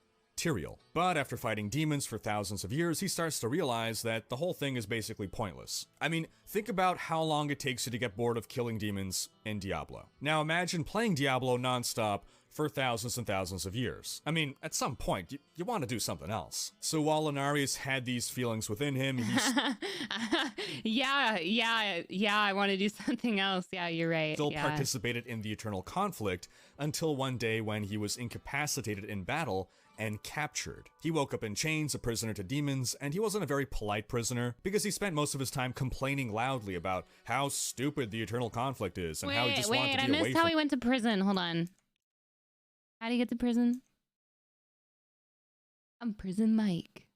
I mean, think about how long it takes you to get bored of killing demons in Diablo. Now imagine playing Diablo non-stop for thousands and thousands of years. I mean, at some point, you want to do something else. So while Inarius had these feelings within him, he still participated in the eternal conflict until one day when he was incapacitated in battle and captured. He woke up in chains, a prisoner to demons, and he wasn't a very polite prisoner because he spent most of his time complaining loudly about how stupid the eternal conflict is and how he just wanted to be away from it all. Fortunately for him, his demon captor shared his feelings and set him free. The name of that demon? Ooh. Lilith. Lilith was the demon. And in perhaps the universe's first case of Stockholm Syndrome, Inarius became instantly infatuated with Lilith. And I mean, you know, you can't really blame him. So let's talk a bit about Lilith here, aka the Queen of the Succubi. She is the... Oh, Queen Succubus. Fuck, wait. Which is just like manipulative as fuck. So she's like, what's this? An angel who's fucking weakened and fucking mentally fucking broken and he's bored and his spirit for fighting is dwindling. Let me suck him off. Let me say, yeah, I agree with you. I totally agree with you. Give me what I want so I can have power. Daughter of Mephisto. And Mephisto is the Lord of Hatred. So you can imagine he wasn't a very nurturing father. And like any rebellious teenage daughter, Lilith was sick of his crap. She didn't have much of a better opinion of Uncle Baal and Uncle Diablo either, so when she met Inarius, she saw an opportunity to make them all upset. Just instead of rebelling by bringing an angel home to her racist family for Thanksgiving dinner, she sowed the seeds of insurrection and worked with Inarius to assemble a team of rogue angels and demons to follow them to freedom. Her plan? Steal the World Stone. And so the greatest heist in history was afoot. It's not clear how they managed to steal the gigantic World Stone from the massively... They were kind of a Romeo and Juliet, and right? They were kind of a Romeo and Juliet in this war. Fortified Pandemonium Fortress, but I think that would make the most awesome Ocean's 11 movie ever, starring George Clooney as Inarius and Julia Roberts as Lilith. But whatever. Once they had access to the World Stone, they altered its dimensional frequency, because now we're in an episode of Star Trek. Yeah, like and a they Bonnie used the and Clyde. power of the World Stone to conceal it, and then hide it in a pocket dimension. And it was in this pocket dimension that Inarius, Lilith, and their followers used the World Stone's power to create a world around it. A refuge that would come to be known as Sanctuary. Sanctuary is the name of the world in Diablo, where the game takes place. Now, the very first part of Sanctuary to be created was Mount Ariat. Wait, are we always in Sanctuary? Like Diablo 1, 2, 3, and now 4? We're always in Sanctuary? Forming a protective shell around the World Stone. Mount Ariat was featured prominently in Diablo 2's Act 5, Yes, all the okay. way from its exterior to the final fight with Baal in the World Stone Chamber. In Diablo 3's Act... Wait, so it's Sanctuary is probably the... Oh, Sanctuary is the only place where there's humans then, because everything else is just demons and angels. Everything else is just heaven and hell, like... 3, we revisit much of the surrounding areas after the events of Diablo 2. No spoilers. So now we have this new secret world for Lilith and Inarius and all the other renegade angels and demons. Yeah, like we go to other places like hell and pandemonium, but Sanctuary is like human central. Now, everybody in this world is accustomed to doing little else other than fighting each other forever. So with a bunch of time on their hands now, and us still being millennia away from video games being invented, they found other stuff to do. Like... yeah, remember how we said that angels and demons can interbreed somehow? Well, Lilith and Inarius made the beast with 4 wings. And I don't know the biology or the mechanics of how that even works. How does a being of light and sound even procreate with a they were physical lovers. creature? I sang you a song. You're pregnant now. And so Lilith and Inarius bore a son Wait, named... that's actually a great question. That's actually a great question. Does Inarius even have a penis? Okay. Yeah, remember how we said that world for Lilith and Inarius and all the other renegade angels and demons. Now, everybody in this world is accustomed to doing little else other than fighting each other forever. So with a bunch of time on their hands now, and us still being millennia away from video games being invented, they found other stuff to do. Like... yeah, remember how we said that angels and demons can interbreed somehow? Well, Lilith and Inarius made the beast with 4 wings. And I don't know the biology or the mechanics of how that even works. How does a being of light and sound even procreate with a physical creature? I sang you a song. You're pregnant now. And so Lilith and Inarius bore a son named Lanarian, though one day he would change his name to Rathma. Rathma was the first Nephilim, a new powerful race born from the interbreeding of angels and demons. And as other angels and demons did the hokey pokey, more Nephilim were born, forming the first generation of Nephilim known as the Ancients. Now, Other angels and demons. Hold up. Wait, what's the T here? Because wait, hold up. I thought Inarius and Lilith were the only ones. I think the other angels they have some confessing to do, because what the fuck? Other angels and demons also doing it? I thought, oh, we're at war, huh? Yeah, we're at war, huh? Okay. They weren't the only ones. Okay. All right. I thought it was just Inarius and Lilith that made all Nephilim. It's angels and demons like that we also haven't heard of. eventually, after generation... Oh, the renegade of angels and demons that followed them. Oh, shit. Yeah. Oh, wait. So they had a whole, like, small army then. They had a small army. Oh, shit. The power of the Nephilim was diluted down until eventually they were a new, weaker race called humans. But how did the Nephilim lose their power? Wow. Who were the other This all ancients? happened in Sanctuary. Why did Rathma change his name? Did Sanctuary's favorite power couple, Lilarius, stay together or split? Okay, my theory as to why the humans lost their powers is because it's like a high frequency and a low frequency, and when you put them together, it like equilibriums out. So that's why they're like weak. Their frequencies, like if the angels are high frequency and the demons are low frequency, you put it together and it's going to equilibrium out. Ooh. Split up. All these questions and more will be answered in our next video in this lore series. Stay tuned. I'm so Thanks for addicted. watching. Wait, Special one thanks in to the my chat Twitch if you're enjoying this. One in the chat if you're enjoying the Diablo lore. I'm having a great time. I'm gonna get a drink really quick, and we're gonna do episode 2. This is the Diablo 1 lore, and then I might just play Diablo 2. I think I'm gonna play Diablo 2 for the storyline. All right, give me a minute.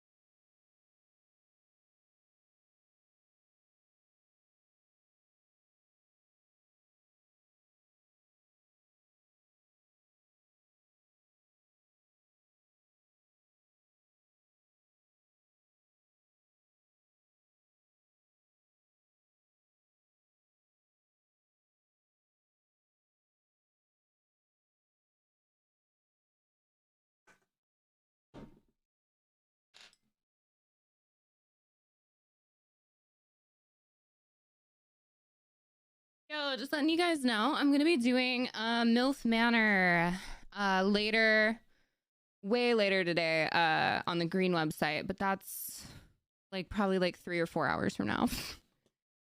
Right now, it's Diablo time. I made this. All right.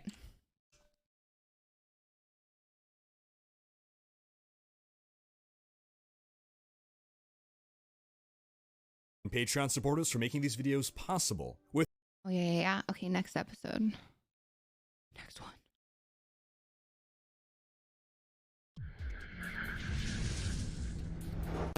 To be alerted of ourselves on the in-game events. Feel free to check out episode 1 if you haven't, and be sure to have subscription notifications turned on to be alerted of new episodes. So in our first episode, we spoke about the creation of angels and demons.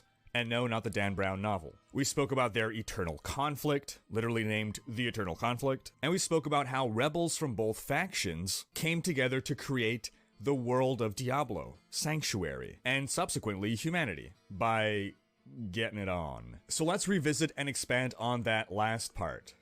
Not the sex, just the...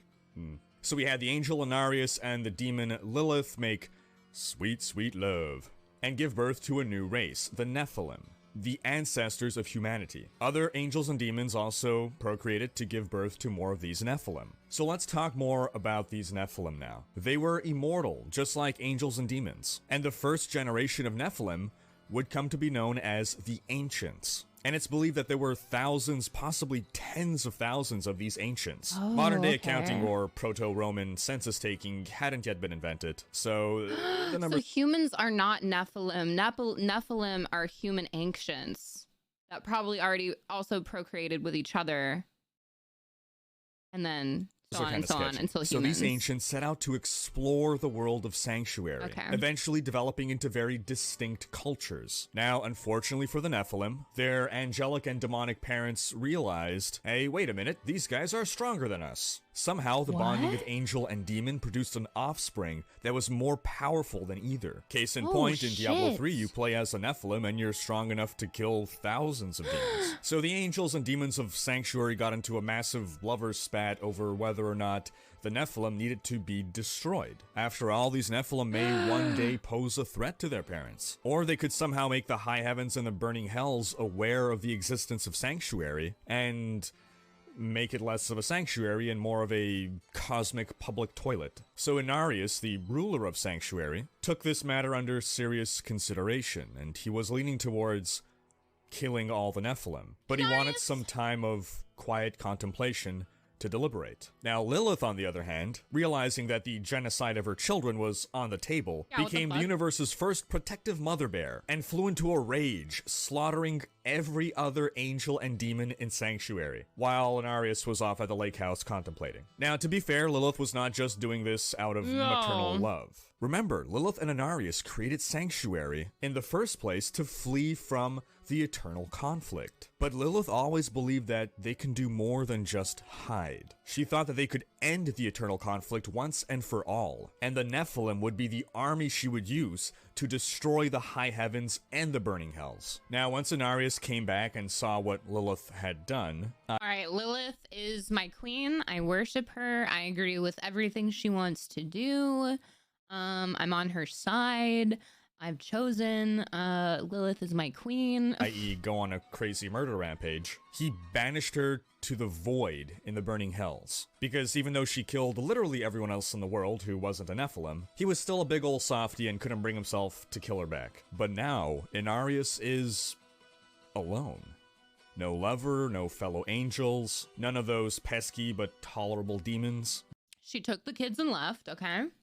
Just himself and this new race of beings that he considers abominations, who are now a greater threat to him than ever because he's alone. So Inarius attunes the World Stone to make the power of the Nephilim diminish over time, and then he vanishes from the public eye, like Sean Connery after the League of Extraordinary Gentlemen. Over successive generations, as the Nephilim spread civilization throughout Sanctuary, their power gradually weakened. So they're all spread apart now forming different cultures in different regions in Sanctuary. And without the internet, there wasn't any way for them to really stay connected information-wise. So some of the Nephilim knew why they were getting weaker, but many didn't, some even believing it was some kind of a plague. As the Nephilim weakened, so did their civilizations, and they fell into a dark age. Eventually, the Nephilim weakened to the point of becoming mortals, giving rise to humans, who were unaware of the truth of their ancestry beyond myths and legends. And you know, no one believes those. You do believe me, don't you, Leah? I always knew they were just stories. Uncle Deckard. Wait, so couldn't we just tune the Lifestone back to buff us? If we're just getting debuffed. I'm with Lilith. Let's fucking take over. We destroy heaven and hell, and we tune the Lifestone to empower us. Died for those stories. By the 3rd century of Sanctuary's existence, it was believed that there were no Nephilim anymore. Did they destroy the Lifestone? Fuck. Wait, no they didn't, right? No, that one's still there. They destroyed the Stone of Creation. Oh my, all right, there's a lot of stones I gotta keep track of. Now, I'm not saying that's the truth, I'm saying that's Red Bull what was Stone. believed. Oh, totally shit. not foreshadowing here. But now let's talk a bit more about some of the ancients, the first Nephilim. Who were some of the major important ones that we knew about? Well, there's everyone's favorite ancient, Bolcathos, aka the Immortal King. It's difficult to play Diablo 2 or 3 without being somewhat aware of Bolcathos, the name. Maybe you figure he's a barbarian god or something, and in many ways he did become something of a deific figure to barbarians. Basically, while other ancients were spreading out throughout Sanctuary, Bolcathos remained at Mount Arreat, that protective shell around the World Stone, and he rallied his people to devote their lives to protecting the World Stone. Bolcathos believed in strict martial training, the way of the warrior. He organized the disparate tribes in the area and ensured that they would protect Mount Arreat for generations to come. And these tribes came to be known as the Children of Bolcathos, and better known as barbarians. Thus the origin of the barbarian class in D2. But Bolcathos wasn't alone amongst the ancients in sharing a desire to have their people devote their lives to fully protecting Mount Arreat and preserving the secret knowledge of the ancients for generations. Enter Fiaclager, and the lore is a little sketchy here, but it seems like this is the same person as Vasily. Depending on how you interpret things, since they're mentioned in different sources, they could be two different people, but they very much seem to fill the same narrative role, so for our purposes, we'll just assume that they're one and the same, going by different names. So Fiaclager was the brother of Bolcathos, and again, it's not really clear whether they're actual brothers or more of like, I love you, bro. So while Fiaclager and Bolcathos both had a unified purpose, they disagreed somewhat on how to implement that vision. While Bolcathos opted for the warrior path, Fiaclager believed in attaining spiritual oneness with the land that they were sworn to protect. You know, hippie crap. In a surprising twist, rather than fight each other over their vastly differing philosophies, they both agreed that the other's way of doing things had merit. It's almost as though it's possible to share vastly different opinions on important matters and still appreciate and get along with someone. And I think we can all learn a lesson from this. And that lesson is, video games are make-believe and you shouldn't be deriving life lessons from made-up fantasy stories. Anyway, so while Bolcathos was uniting the tribes, Fiaclager gathered a small group of the best shaman and warrior poets around. Yes, warrior poets. They wrote really scathing limericks. And he led his group to the nearby forests of Skosglen, where he founded the first Druid College. It's actually in the current season of Diablo 3 that we see the first in-game reference to Fiaclager. They're the wings you get for completing a certain part of your season journey. Do we have any other ancients responsible for the creation of any other Diablo classes?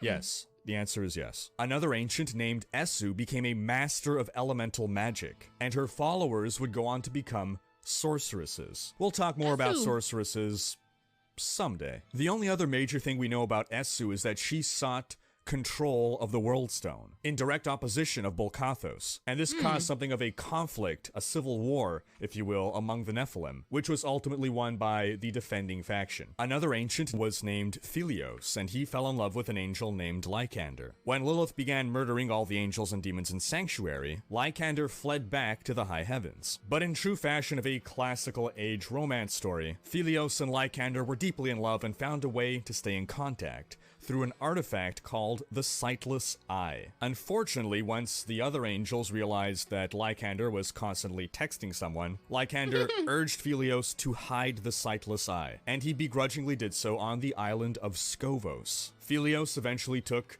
another lover, a human woman named Ascara, and they had Yo-ho!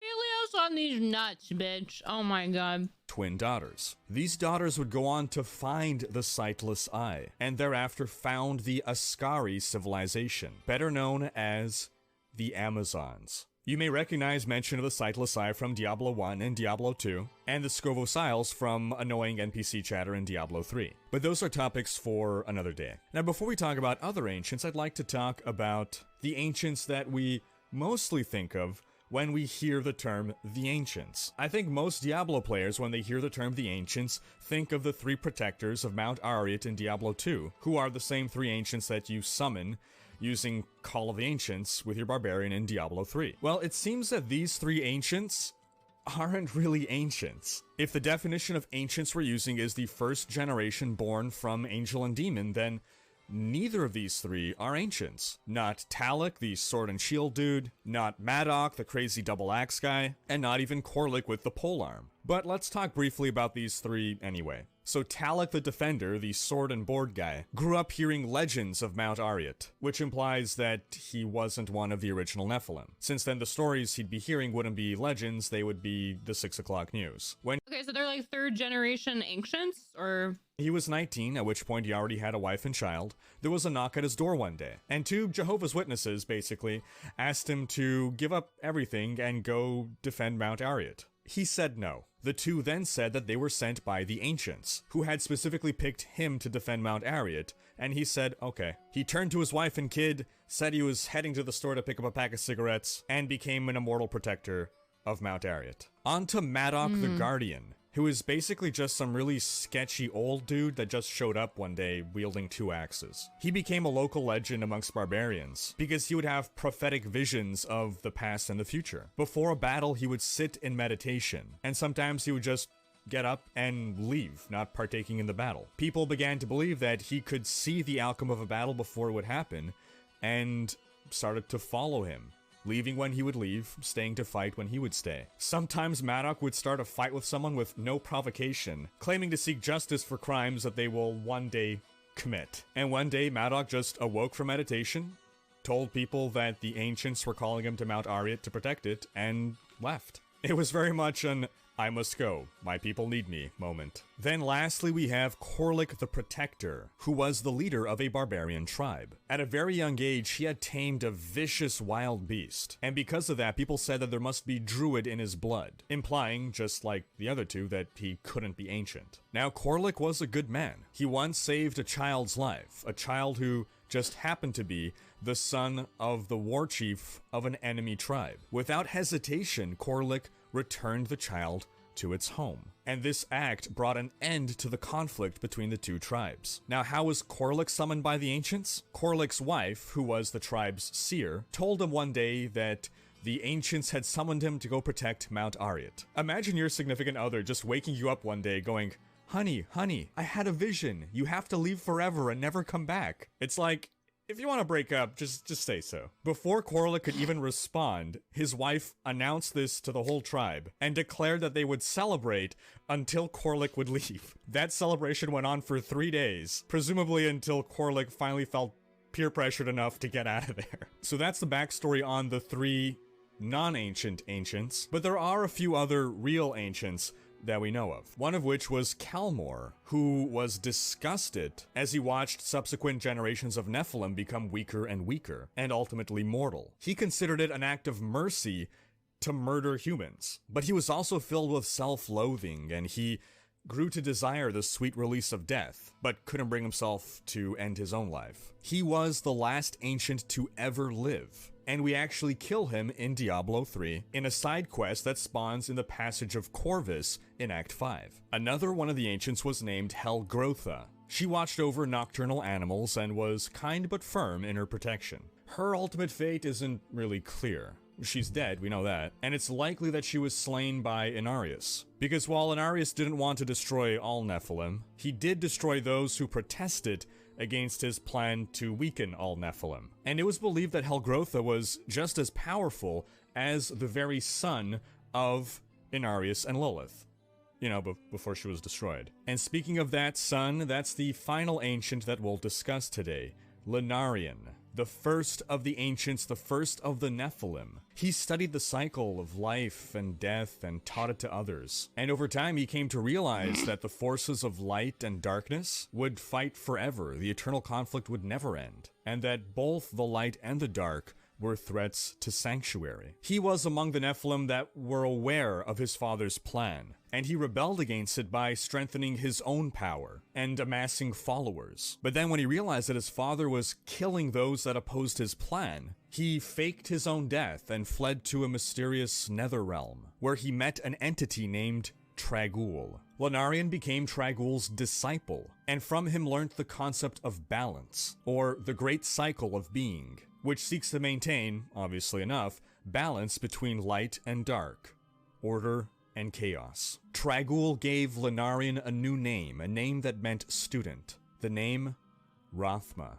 So who was this mysterious Trag'Oul?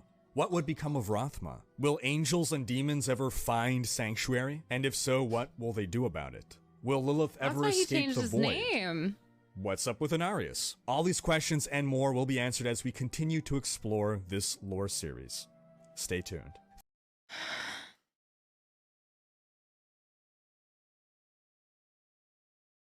Inarius has to be the most bitch-ass angel there is. This motherfucker acts like he wants something, and then in pursuit of it gets bored and just like, is this really what I want? Is this really who I'm meant to be? Is this really what we should be doing? He did the same thing when he's battling fucking hell, and then he's like, this battle is dumb. We have to fucking go and make a new world. And he gets a demon girlfriend, and he has a bunch of kids with her, and they make a whole community, and they have a bunch of kids, and then he's like, wait, I don't know if this is what I want. This motherfucker. Honestly, Lilith, yeah, he deserved to be fucking tortured in hell. This motherfucker, you better make up your mind, dude. What a fucking asshole. Inarius is the bitch-ass cuck, dude. Holy shit. He's cucking himself, too. Motherfucker. This motherfucker.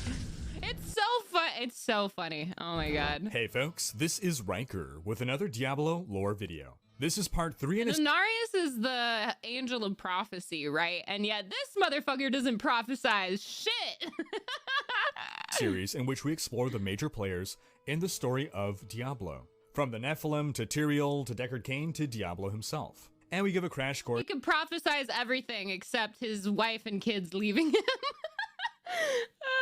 On what exactly is going on story-wise in this game series. Feel free to check out episode 2 if you haven't, and make sure you have subscription notifications turned on to be alerted of new episodes. In our first 2 episodes, we discussed the creation of angels and demons, their eternal conflict, and how renegades from both factions came together to create the secret world of Sanctuary and the human race. Now, there's a major event that took place in the history of the Diablo universe, an event called the Sin War. And this event was so important that Blizzard actually published a trilogy of novels based around it, authored by Richard A. Neck. Now, the Sin War basically was a secret fight for Sanctuary and the humans that inhabited it. But before we talk about the Sin War, we need to give a little bit more backstory on some of the major players involved, particularly the Prime Evils. So the Prime Evils, aka the 3 aka the Brothers. These are the 3 demon lords that rule over all of the burning hells. In Diablo 2, we encounter and kill all 3 of them. The Primevals led the demons in the eternal conflict against the angels of the high heavens. And as we discussed in our first lore video,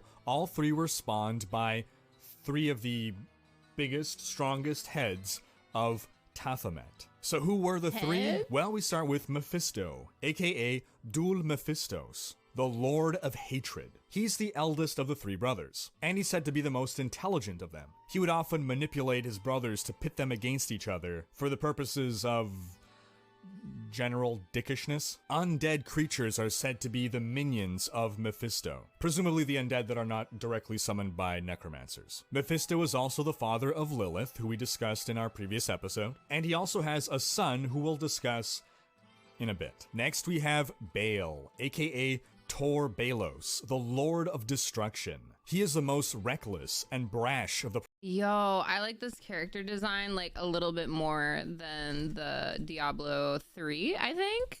The Diablo 3 Baal. I think this one looks fucking way cooler.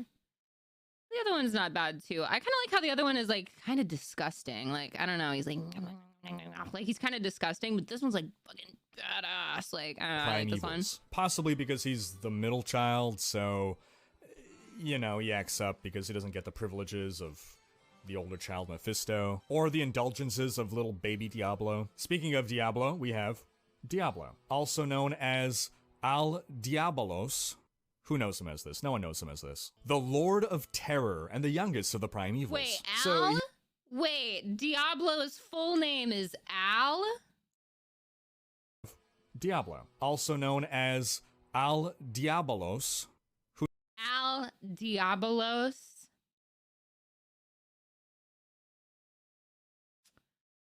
I'm gonna roast this motherfucker back to the pits of hell. Al Diablos, the demon of terror, and your name is Al. Who knows him as this? No one knows him as this. The Lord of Terror and the youngest of the Primevals. So he's like the annoying little brother to Baal and Mephisto. It's like Baal and Mephisto want to go to the arcade, and Mom's like, I'll bring little Diablo with you. I'm like, Ma, come on. Now, last we left off in the story of Sanctuary, neither the high heavens nor the burning hells knew about the existence of Sanctuary, or the humans that inhabited it. However, they did know something was up. Remember, the eternal conflict between angels and demons, who are immortal and when they die just respawn, revolved around vying for control of the World Stone. And that World Stone was stolen to create Sanctuary and lies at the heart of Sanctuary. Well, during one of the Primeval's countless attacks on the Pandemonium Fortress, Mephisto, being the smart one, noticed that angels were withdrawing from the fortress. He wanted to take some time to analyze the situation, but Baal, the impatient one, you know, craving nothing but wanton destruction, stormed the fortress and realized that the World Stone was gone. You know, it's kind of a hard thing to miss. The Primevals captured and tortured angels, but no one seemed to know where the World Stone was. Baal did have suspicions, though, and pointed out to Mephisto that his daughter Lilith had gone missing. I guess Mephisto was just such a bad dad that he didn't even realize his own daughter was missing. So Baal jumped to conclusions that turned out to be correct, and assumed that Lilith was responsible for the World Stone vanishing. And he demanded that they find her, kill her, and retrieve the World Stone. Well, easier said than done. I mean, how do you find something or someone that is in a place that you don't even know exists? The short answer is, you don't. And if it wasn't for the colossal screw-up of human mages, the Primevals would have never learned about Sanctuary, and none of the Diablo games would have ever been made. So let's talk about these mages. As we previously established, the people of Sanctuary spread out throughout the world as the power of the Nephilim faded. In the Eastern Empire of Kyrgyzstan, some groups of people formed mage... A map. A fucking map of Sanctuary. A fucking map. Ooh, wait, this looks like the WoW map, no? Wait, this looks like the WoW map. The right is the Horde side and the left is the Alliance side. clans. We visit several locations. It's not. Okay. In Kyrgyzstan in both Diablo 2 and Diablo 3. Basically, if you're ever somewhere that is sandy or a jungle, you're probably in Kyrgyzstan. So these mage clans comprise the Kyrgyzstan? Kyrgyzstan? The Khajiit. Bethesda. Cat people. The most powerful spellcasters of Wait, Sanctuary wrong game. at the time. Fuck. And they were one of the most powerful ruling bodies of Kyrgyzstan. One of the greater mage clans was the Vizjari. Vizjari.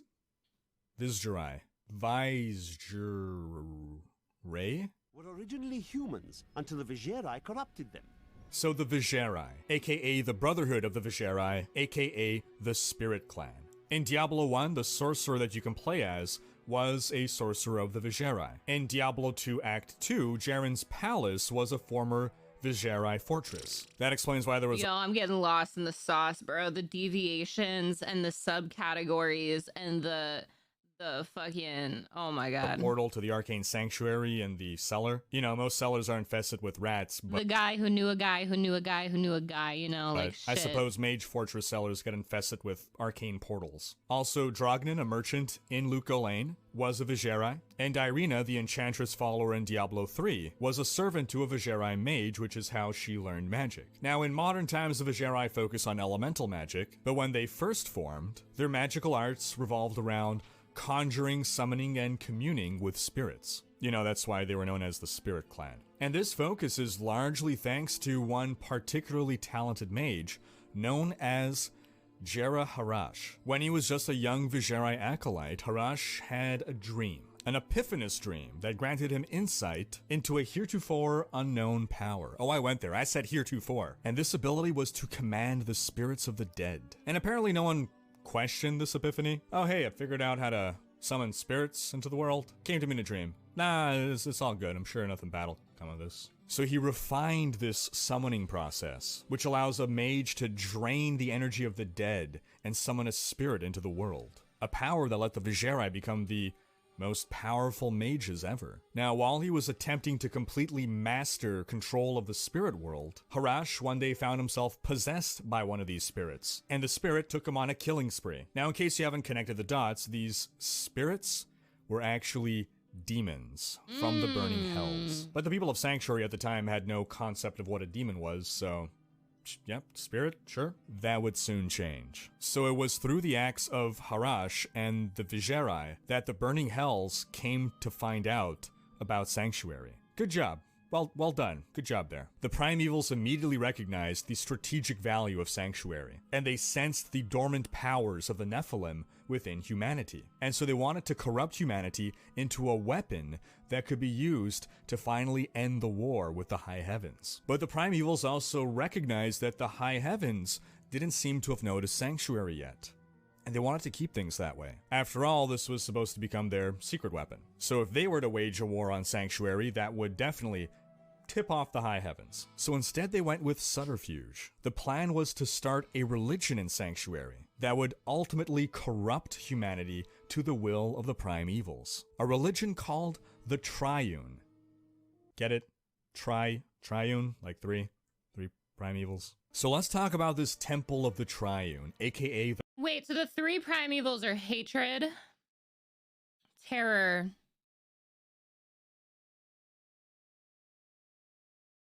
what is Baal? Hatred, Mephistos, terror, Diablo, so fear, hatred, fear, and destruction. Okay, Baal, destroy. Destruction, hatred, fear. The three primevals. The cult of the three. Since it's difficult to convince people to join a religion dedicated to hatred, destruction, and terror, and whose ultimate goal is to enslave— Alright. He literally just— alright. its members, the Triune, through clever use of the power of lying, was outwardly a benevolent religion. The Triune's core message was that through selfless worship and devotion, you could improve your life and unlock your true potential. Hell, if this were in modern times, they would probably publish a self-help book that would be peddled by— Wait. I gotta see. Wait. I gotta see the demon religion propaganda. Hold on. Let's see this. Let's really look at this. The Temple of the Triune. Don't you want to join? All right, let's see what their Scientology shit. Let's see their pamphlet. So let's talk about this temple.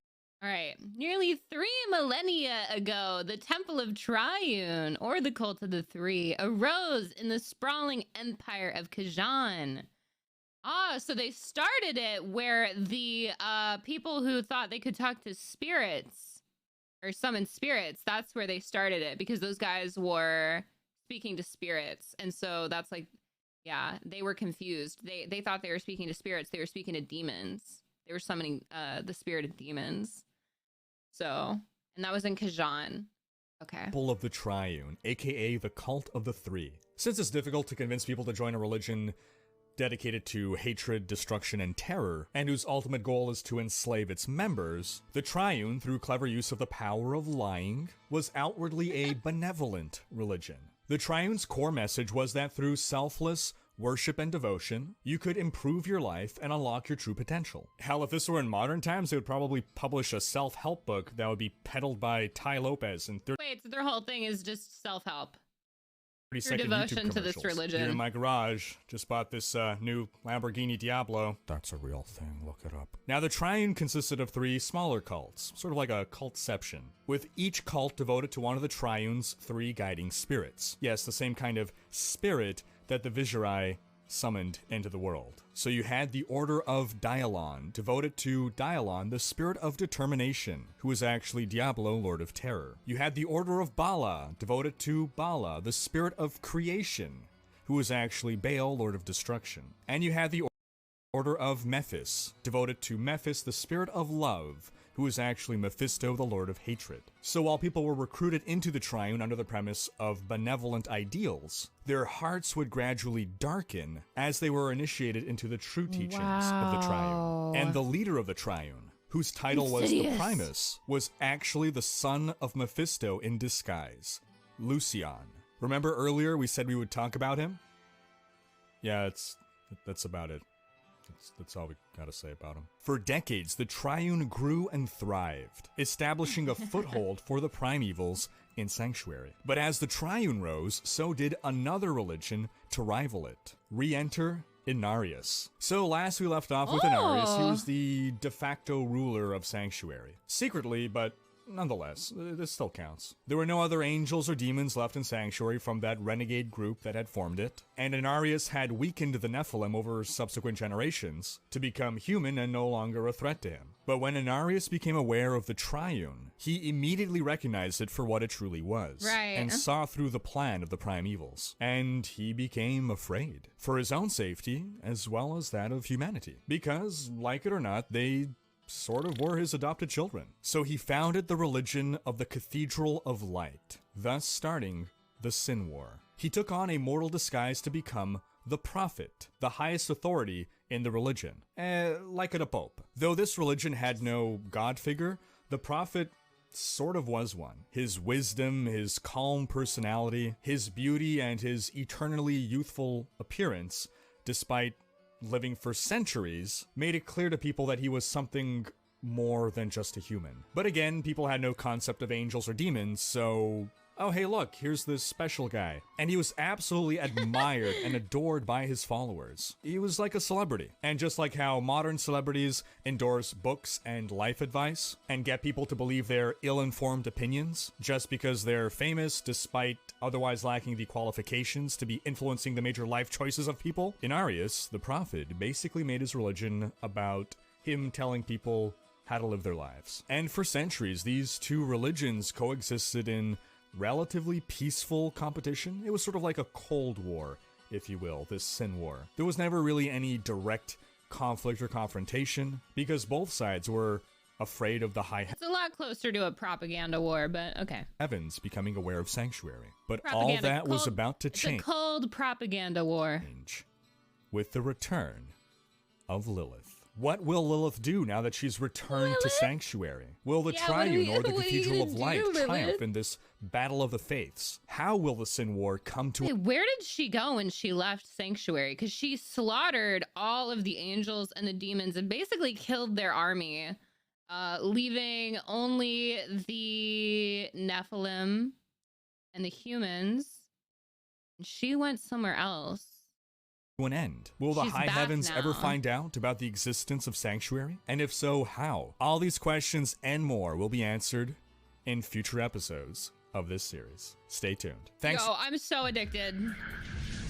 This is so good. Hey folks, this is... She went to step on me. It should have been me. Mods, ban the guy who got stepped on by Lilith because it should have been me. Is Riker with another Diablo lore video. This is part 4 of a series in which we explore the major players in the world of Diablo. From the Nephilim to Tyrael to Why are the subtitles now in Khajiit? It's in fucking Czech now. Hey! Okay. Wait, the Czech subtitles... Wait, English is auto-generated, but the Czech subtitles are not. Somebody went through and wrote...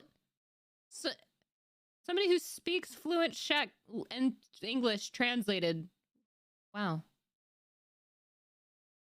Deckard Cain to Diablo himself. And we give a crash course on what I fuck with the Czechs, you know? Daisy, baby. Daisy. Daisy.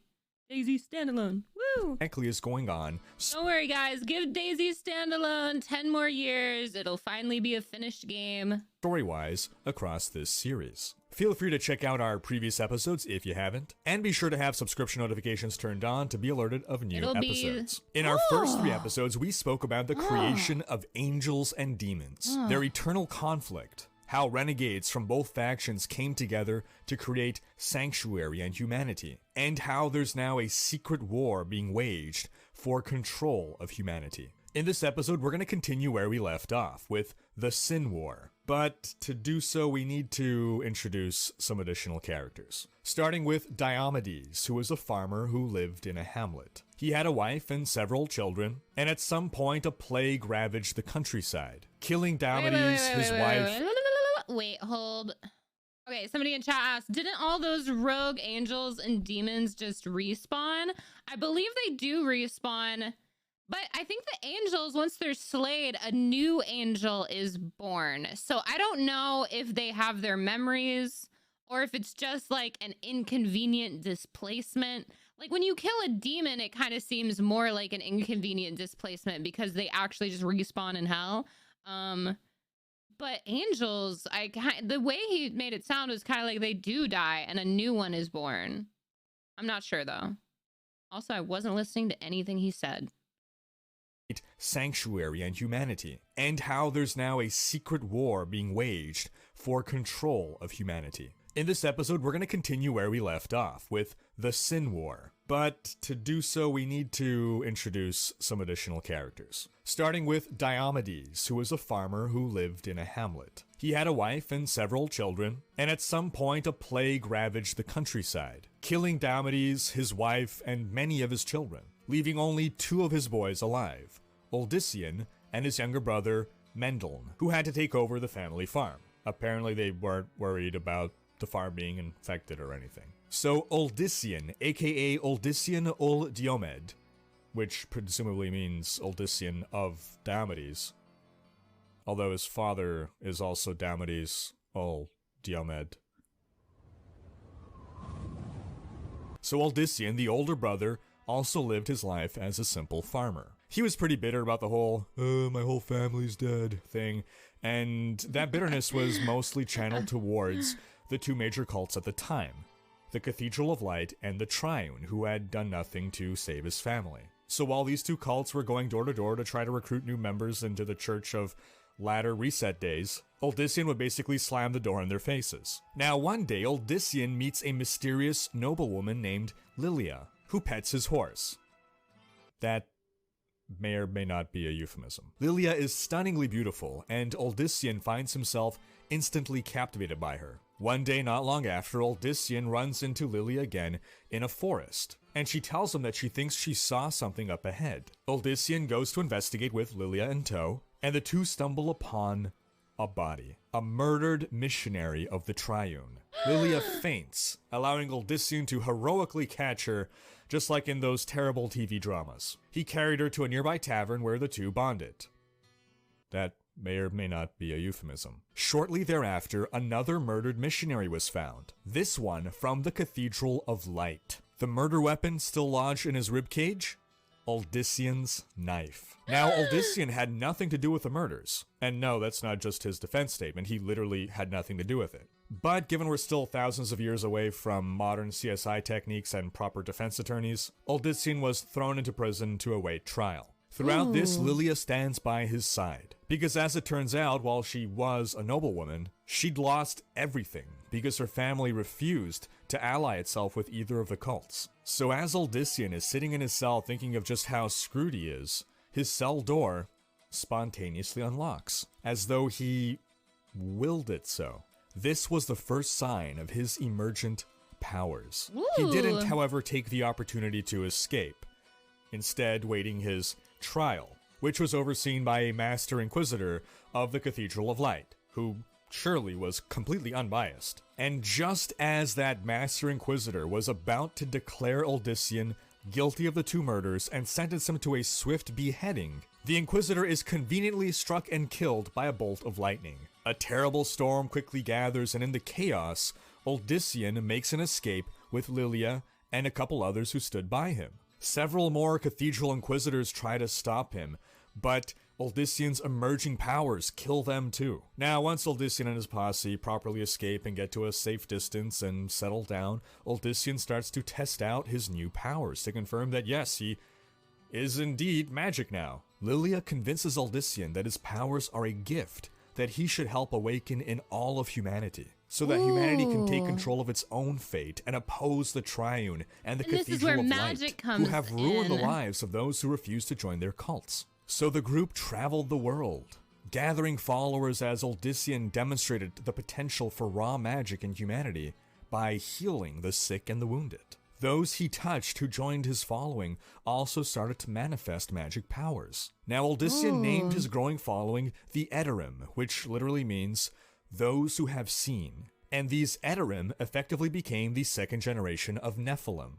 Remember, the powers of the Nephilim faded because Inarius tampered with the World Stone, to the point that the Nephilim just became normal humans. Now, Uldyssian was somehow turning humans back into Nephilim. Yeah, slowly, but it was happening. Now we're going to temporarily take the focus off Uldyssian.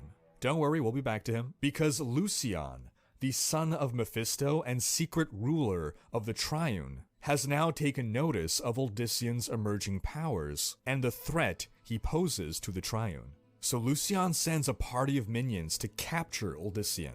But to Lucian's surprise, his minions are obliterated. Lucian starts to suspect something is afoot, so he sends a second, stronger raiding party, and in it, a minion who's able to cast a spell that removes defensive magic from a person. This second party is also destroyed, but not before that spell is cast on Lilia. And shortly thereafter, while Lilia and Uldyssian are together, euphemism, yada yada, Lucian's suspicions are confirmed. Lilia's protective spell dissipates, and her true form is revealed to Uldyssian. Lilith, daughter of Mephisto, sister to Lucian. If you already guessed this, then... Yo, imagine you got your girlfriend turns into Lilith.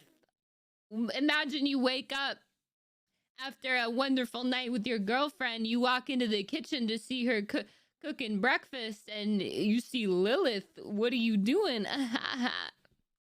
So remember how we ended last video by saying Lilith somehow returned to Sanctuary? Yeah, she found a way to escape the void. Somehow. It's not explained. That's where Inarius had banished her to.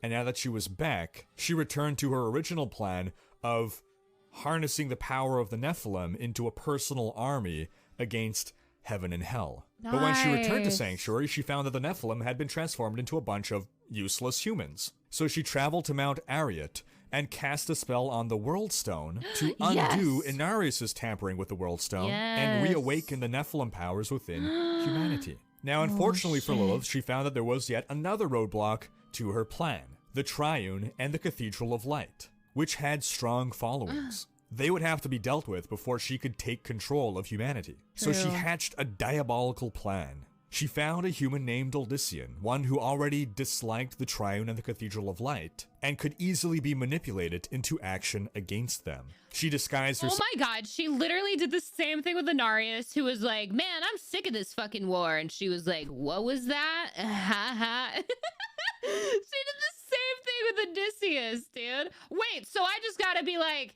wait, if I want Lilith to fucking dommy mommy me, I just gotta be like, damn, I don't like either one. I don't want either. I'm not choosing side. I just gotta ride the fence. I just gotta ride the fence and she will dommy mommy me. Nice. Self as Lilia, killed 2 missionaries, and framed— That's her type. That's her type. Uldyssian for the murders, and then tricked Uldyssian into thinking he had magic powers, when in fact it was always Lilith who was responsible for all the magic around Uldyssian. So when her disguise finally melted away and Uldyssian saw Lilith for the demon she was, Lilith tried to convince him that it was trickery by Lucian, tried to keep manipulating him like the pawn he had always been to her. But this time Uldyssian could not be swayed. So she dropped the charade and mocked him. She told him everything, how she'd used him, how she had always been the source of his magic powers, and now he was actually powerless, and she gloated. Uldyssian tried to fight Lilith, but she easily bested him, and it was clear to him now that he was indeed without any form of magic power. But Lilith did not kill Uldyssian. Whether he knew it or not, he was still her tool, her weapon. So she disappeared, leaving him wounded but alive. Now Uldyssian at this point is pretty bummed out. He's realized that he's basically a fraud now. He has all these followers, but no actual power. So as he's going through some kind of depression / midlife crisis, Lucian, in the meanwhile, is pleased that his plan worked. He managed to separate Uldyssian from his source of power. But Uldyssian, with his great following of Edorim, still posed a significant source of political power, a force that Lucian hoped to harness for himself. So he appeared in disguise to Uldyssian and tried to brainwash him. But Uldyssian said, fool me once, shame on you, fool me twice, you. So Lucian gave up on that tactic and decided to just eradicate Uldyssian and his followers. And as he's just tearing through the Edorim, Uldyssian is watching as his followers, people he cares about, are dying. And Uldyssian erupts in this burst of rage that awoke his Nephilim powers. For real this time. And he manages to overpower Lucian. Lucian, seeing his imminent defeat, begged for mercy like a little bitch, pleading that he would serve Uldyssian. And then Uldyssian pulled what was arguably the most badass maneuver in the history of Sanctuary. And he just willed Lucian out of existence. Remember, when demons die, they just respawn in hell. But Uldyssian didn't kill Lucian. He literally stopped him from existing. He told him, "You are nothing." And it was so. Now Uldyssian once again believes in himself. All he needed was some self-confidence. And now he is more driven than ever to raise an army and take out the Triune and the Cathedral of Light, once and for all. After all, the job was partly done, what with the Triune's leader, Lucian, being gone, right? Yo, this just got so juicy. What the fuck? So Uldyssian is getting manipulated by Lilith, who's disguised herself as Lily. And she's giving him, she's allowing his natural powers to work, but he has no idea where his powers come from. But it's working, so he's just going with it. And then when she reveals that it was her all along, she's telling him that she was like the reason for his powers. And she is, but also it was in him the whole time. Oh my God.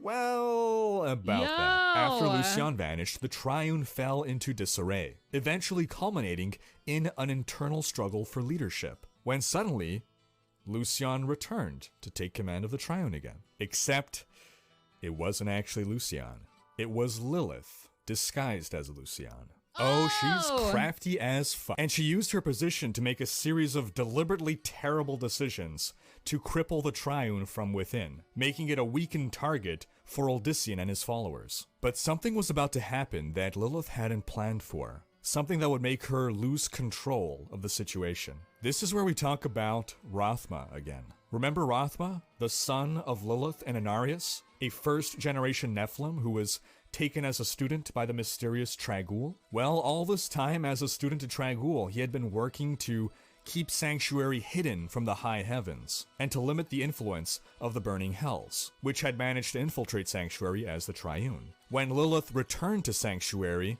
Rathma knew it. He sensed it. Call it son's intuition. He worked with Trag'Oul to try to find a way to stop Lilith, and they eventually learned of Uldyssian and his brother Mendeln. Sensing Mendeln's potential in maintaining the balance, Rathma took him as his first disciple. And together, Rathma and Mendeln were the first and second necromancers in all of Sanctuary. Mendeln told his brother of Rathma, but Uldyssian didn't trust the necromancer, since he was a son of Lilith and Lilith was all up in his head. Nonetheless, to help Uldyssian, Rathma teleported him to the World Stone, where Uldyssian found himself able to physically alter it, something that neither Lilith nor Inarius were able to do. This changed the resonance of the World Stone and accelerated the restoration of the Nephilim powers within humanity. So when Uldyssian and his followers tore through the Triune's temples, Lilith suddenly realized that she's dealing with an Uldyssian who is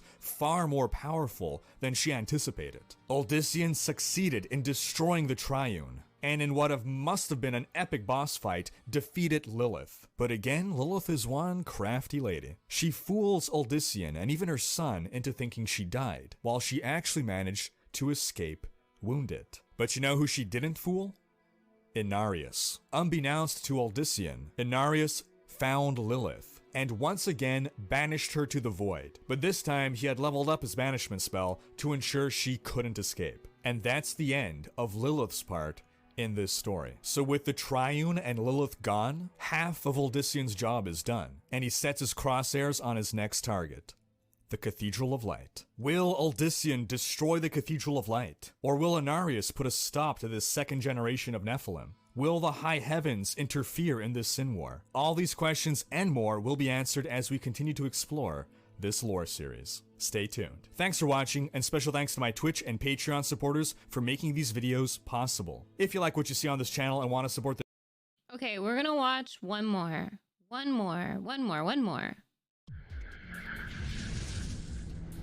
Hey folks, this is Riker with another Diablo lore video. This is part 5 in a series where we explore the major players in the story of Diablo, from the Nephilim to Tyrael to Deckard Cain to Diablo himself. And we give a crash course on what exactly is going on story-wise in this game series. Feel free to check out our previous episodes if you haven't, and make sure you have subscription notifications turned on to be alerted of new episodes. In our first 4 episodes, we spoke about the creation of angels and demons, how renegades from both factions came together to form Sanctuary and humanity, and how humanity started to fight back against the angels and demons trying to control them. In this episode, we'll continue where we left off, with Uldyssian having defeated Lilith and the demonic Triune, and aiming to take down Inarius and the Cathedral of Light next. So at this point, with Uldyssian's immense power obvious, Inarius is starting to defecate cinder blocks. So he sends his right-hand man, a high-ranking cleric of the Cathedral of Light named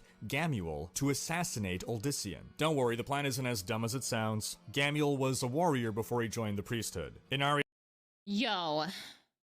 Why? Dude. Both Inarius and Lilith, both angels and demons, are like, damn, we want to use humanity as a tool to do our bidding. And then humanity gets too fucking strong and they're like, wow, we have to destroy you now. We must kill you now. Now you must die because you are too strong for us to fucking toy with. Inarius didn't send some octogenarian— They're both assholes! On a murder mission. So Gamuel managed to successfully ambush Uldyssian, and even managed to deal a mortal wound to him. And that's how the great Uldyssian, leader of the new generation of Nephilim, the man who toppled the Triune and defeated Lilith, died. Nah, just kidding. As he was lying there dying, you know, just bleeding to death, as he was feeling the cold claws of death closing in on him, Uldyssian managed to channel that frigid sensation into his hands, and then he grabbed Gamuel, transferring that sensation into Gamuel instead. Yes, Uldyssian is such a badass that he literally transferred his own death into someone else, killing them by having them suffer his death. Inarius saw this, and even he was like, what the fuck? So now Inarius is panicking. So much so that he's willing to make a deal with the devil. Literally. Because you see, Diablo had become interested in Uldyssian after seeing how powerful the man had become. So he traveled to Sanctuary himself and paid Inarius a visit. Diablo made Inarius an offer he couldn't refuse. Inarius was reluctant and afraid, since, you know, Diablo's Lord of Terror and all. But Diablo pointed out that Inarius had gotten into bed with demons before. Literally. So the two agreed that they would work together to eliminate Uldyssian. To that end, Diablo left one of his minions in Inarius' service, Malik, a former high priest of the Triune and lieutenant to Lucian. In fact, Malik had clashed with Uldyssian before. Remember how Lucian had sent a raiding party to try to capture Uldyssian, but the party was defeated thanks to Lilia, aka Lilith? So then he sent another raiding party to get rid of Lilith's disguise, And while successful, that raiding party was also defeated. Well, in both cases, it was Malik that led the attacks. So clearly, the man who had repeatedly failed to defeat Uldyssian was the best choice as the crux of this new plan to defeat Uldyssian. Since, you know, third time's the charm? Now, one important thing to mention at this point is that Malik is dead. Lilith had killed him in their previous encounter. So, what? How is he part of this plan? Well, enter necromancy. Necromancy. Remember Mendeln, Uldyssian's younger brother and apprentice to Rathma? Well, all this time he's been doing necromancer stuff, like reanimating corpses, and the other Edorim don't really like that, but he's been generally helpful, so it's all good. Well, one such instance of Mendeln being useful was while they were trying to take down the Triune. Before confronting and defeating Lilith, Uldyssian, Mendeln, and the Edorim were traveling through the labyrinth beneath the Triune's temple. And since they didn't have GPS or Turbo HUD, they were getting pretty lost. So Mendeln summoned the spirit of Malik to basically serve as their map hack. However, just before the big boss fight with Lilith, Malik's spirit managed to escape Mendeln's binding. In truth, he tricked Mendeln, so naive. And Malik's spirit then possessed the body of a priest of the Triune and fled the temple. From then on, Malik went on to possess roughly a dozen different host bodies, because his hosts had the nasty habit of developing evil tumors and dying. And Malik figured that the only host body strong enough to contain his spirit was that of Uldyssian. That's why Malik was so eager to enter this pact with Diablo and Inarius. The plan was for Malik to possess Uldyssian and use his powerful body to serve Diablo. Win-win-win, right? Diablo gets a powerful minion, Malik gets a new forever body, and Inarius doesn't have his Cathedral of Light and religion destroyed. Well, our three stooges here put their plan into action, and it failed catastrophically. In an attempt to get close to Uldyssian, Malik decides to possess, of all people, Mendeln, the very person who summoned his spirit back into the world. So at this point, Mendeln is like, rude?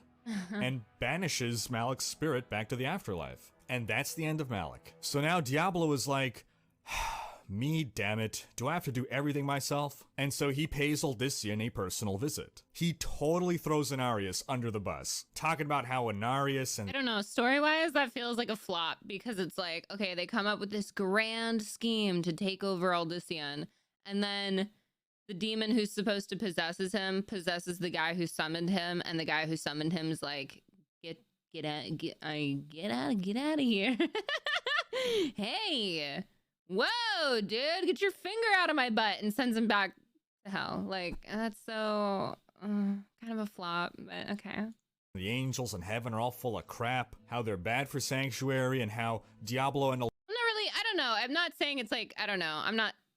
Yeah. It's kind of a flop, but at the same time, sometimes things flop. Sometimes things fail, you know? Uldyssian should team up to fight the angels. Uldyssian is like, nah, I'm good. So Diablo unleashes his powers of terror on him. But Uldyssian whips out his I am rubber, you are glue defense, and flippity flops the terror powers back at Diablo, causing Diablo to flee in terror. So as you can see, Uldyssian's powers have been growing. Wait, if they really wanted to outplay Uldyssian, here's what they do. They're like, I'm gonna fuck your shit up, dude. I'm gonna fuck you up. This thing I'm about to do is gonna be so strong, it's gonna destroy you. But really what they're doing is a huge buff. Just buff the shit out of him. Just fucking stats out the ass. Just fucking plus 69 all stat, plus 69,000 all stats. And then Uldyssian's gonna be like, oh no, you're gonna get me. And then he puts it on the other guy. And then now the demon has 69,000 stats. Oh, I got you. And now I can defeat you because I'm so strong. Okay. Stronger and stronger and stronger. Like, and why don't they just lie? You know what I mean? Like, I mean, demons, come on now. Just fucking lie. So the final confrontation finally happens. Uldyssian and the Edorim launch a full-out attack on Inarius and the Cathedral of Light. This event was known as the Battle of the Golden Path, whose working title was Battle of the Yellow Brick Road. Inarius' magic killed many of the Edorim, but Uldyssian obliterated Inarius' army of Inquisitors. With no minions left, Inarius clashed with Uldyssian himself, each using the power of the World Stone to fuel their attacks, and collapsing the Cathedral of Light in the process. Now, it's not 100% clear in the lore how this happened, but it seems that the Archangel Tyrael was somehow able to sense the intense Look at the screenshot he used. Yep, Tyrael stanced the fuck up. Stanced out of his mind. You can't judge me. I'm the angel of judgment. Thoughts and feelings of Inarius. His panic, his fear, his belief that mortals had become even more dangerous abominations than the ancients. What Tyrael sensed was injustice being done to Inarius, because Inarius, with his god complex, felt it unjust that his own creations, his grandchildren, were turning against him. And Tyrael, being the Archangel of Justice, must have sensed that all the way from the high heavens. And that's how the high heavens became aware of Sanctuary. Now again, the lore on this is vague. I couldn't find a concrete answer as to how the high heavens found Sanctuary, other than they found it, but that was my interpretation. So while this epic duel is raging on between Inarius and Uldyssian, down from the heavens descended Chuck Norris. Down from the heavens descended hundreds of angels to join the battle. Now, the Primevals up to this point had only covertly infiltrated Sanctuary in order to keep it secret from the high heavens. But seeing now that the high heavens had discovered Sanctuary, they unleashed their army. The ground erupted and legions of demons poured out. We now have a three-way war going on between angels, demons, and Edorim. And this world, this sanctuary that was built as a refuge from the eternal conflict between angels and demons, was now just another battlefield.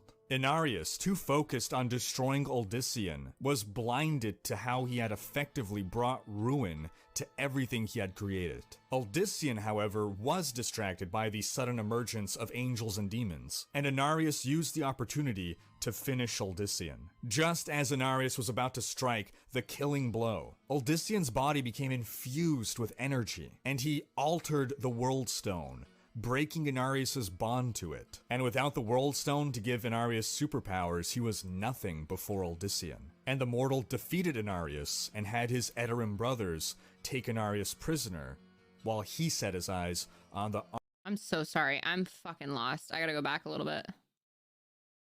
Too focused on destroying Uldyssian, was blinded to how he had effectively brought ruin to everything he had created. Uldyssian, however, was distracted by the sudden emergence of angels and demons, and Inarius used the opportunity to finish Uldyssian. Just as Inarius was about to strike the killing blow, Uldyssian's body became infused with energy, and he altered the World Stone, breaking Inarius' bond to it. And without the World Stone to give Inarius superpowers, he was nothing before Uldyssian. And the mortal defeated Inarius and had his Edorim brothers take Inarius prisoner, while he set his eyes on the armies of angels and demons. Uldyssian unleashed the entirety of his power, releasing an amount of energy never before seen by angel or demon, driving the angels and demons back to their respective domains. But all this power, all this energy, Uldyssian realized it was tearing Sanctuary apart, and he saw these powers growing in his fellow Edorim as well. He felt that he was losing himself in all this power, losing his humanity, like Dr. Manhattan in Watchmen, only with less penis nudity. So in an act of sacrifice, rather than allow himself to finish ascending into this godlike being, he drew all of his raging energies back inside himself and released them one final time to negate his existence, similarly to how he willed Lucian out of existence. While doing so, he also reset the World Stone, stripping the Edorim of their Nephilim powers. With no powers left to contain Inarius, the mortals were forced to turn him over to the angels. And at this point, the Angiris Council, the High Council of Archangels, convened to decide the fate of humanity. We'll talk more about the Angiris Council in the future, but for now... Wait, Inarius actually unexisted himself. He unexisted himself. He's like, look at what I've become. What the fuck, dude? They recognized the huge threat that humanity posed. Come on, dude just single-handedly fought off the armies of heaven and hell. Upon their first discovery of Sanctuary, it was the Angerus Council's opinion that these abominations must be destroyed. But seeing Aldician's self-sacrifice swayed some to opt to spare humanity. It was a close vote, but the final decision was to not destroy humanity, which shouldn't be a surprise since we wouldn't have any Diablo games if humanity was wiped out. We'll talk more about this vote when we talk about the Angerus Council. Now, the Primevals appear to have come to a similar conclusion about humanity, though certainly for different reasons. So Mephisto approached the Angerus Council seeking parley, to which the council immediately asked, "Why you? Why not your brother?" As it turns out, Diablo was still freaked out from having scared himself with Aldician's reversal abilities, so Mephisto had to do this job. So what Mephisto and the Angerus Council worked out was a truce, not just over the Battle of Sanctuary, but in the eternal conflict as well. Mephisto would use his power to seal the breach created in Sanctuary that allowed demons to pour forth into it, and in return, the angels would hand over Inarius to him. And so it was that the Angerus Council... Oh, they did a trade.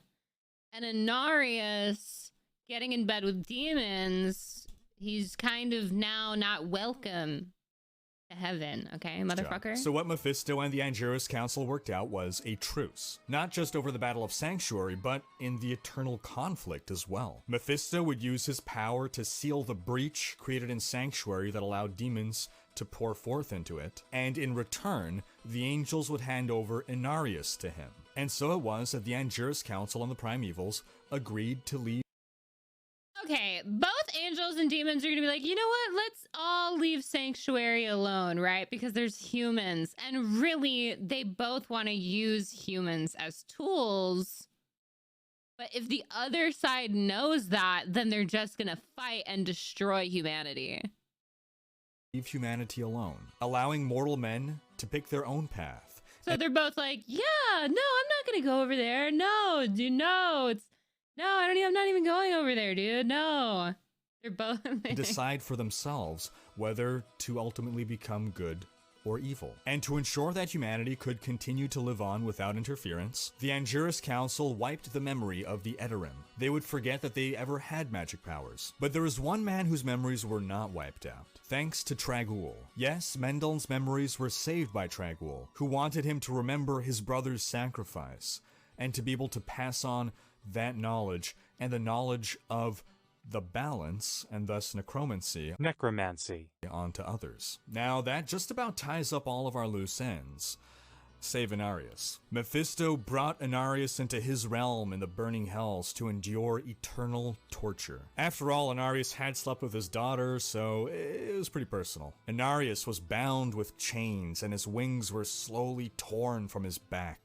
Great barbed hooks stretched out his skin, and vile powers distorted his once beautiful features. It's said that to this day, the vain, prideful Inarius, who fancied himself a god, is kept prisoner in a chamber of mirrors in hell. His eyelids torn from his face so that he's forced to stare at his disfigured form for all eternity. But would angels and demons truly honor this truce between heaven and hell? Who were the angels of the Angerus Council, and how did they determine humanity's fate? Would humanity's Nephilim powers ever reawaken? All these questions and more will be answered as we continue to explore this Diablo lore series. Wow, that was fun. That was fun. This is a good channel. This guy did a really good job, Riker. Yo, thank you whoever suggested this guy's channel. Okay, that was actually pretty understandable. I didn't think I was going to like it as much as I did. That was good. That was Diablo. Wait, this is Diablo lore. Was that 1, 2, and 3? Was that 1, 2, and 3? Wait, so... Okay, I have a question. Fuck. What's his name? It's not Inarius. It's not Odin. The Edorim, who had super juiced powers, who unexisted himself. Was that in 3? This isn't even 1 yet, I think. Those are all even before 1. Shut the fuck up. Shut the fuck up. Shut up. No.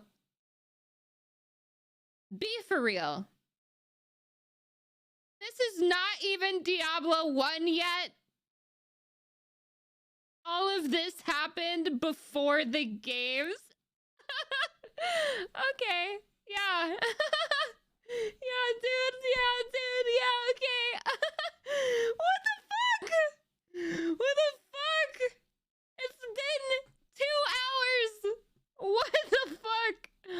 Yo, dude. Oh my fucking, look at, oh my god. Oh my god. This isn't even the beginning. Oh my god. What is this?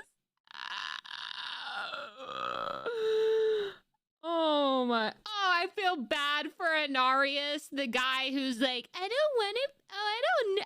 Dude, Anarius, the angel of indecisiveness, okay? Fuck that guy. Oh my god. Oh yeah, because he's in hell. You feel bad for him. I don't. Okay? He's weak and ineffectual. Holy fuck.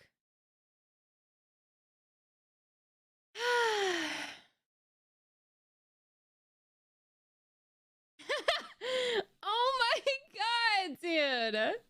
This is she wants to play a World War game and learning all the lore of the Bronze and the Iron Ages. I want a college fucking diploma for the amount of lore that I am about to engulf into my fucking brain.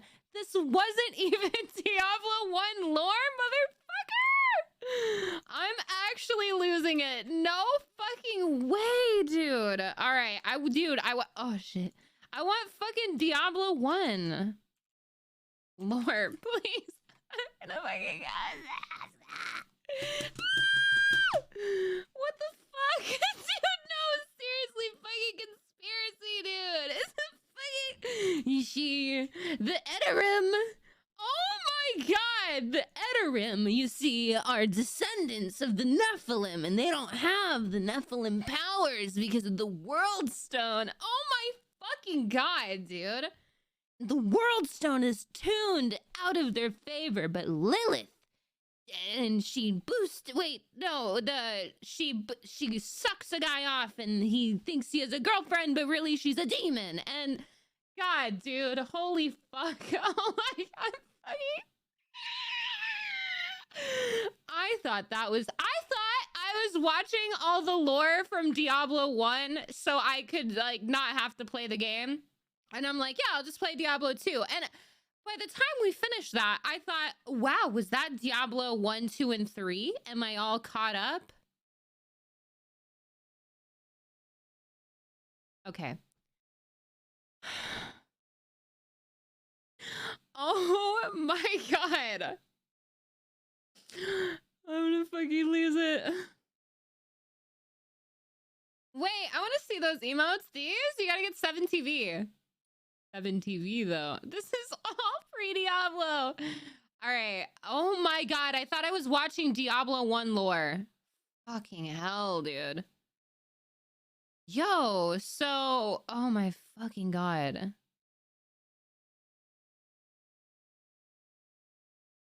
You learned very useful things to enjoy 4 even more, though. True. Oh my god. Oh my god. Okay, so I want to... Oh my god, it's been 2 hours. Okay. Should I... Okay, wait. Are you guys into this? Or... Oh my god. I'm kind of in the rabbit hole now. I'm kind of down... Are we down to watch Diablo 1 lore explained?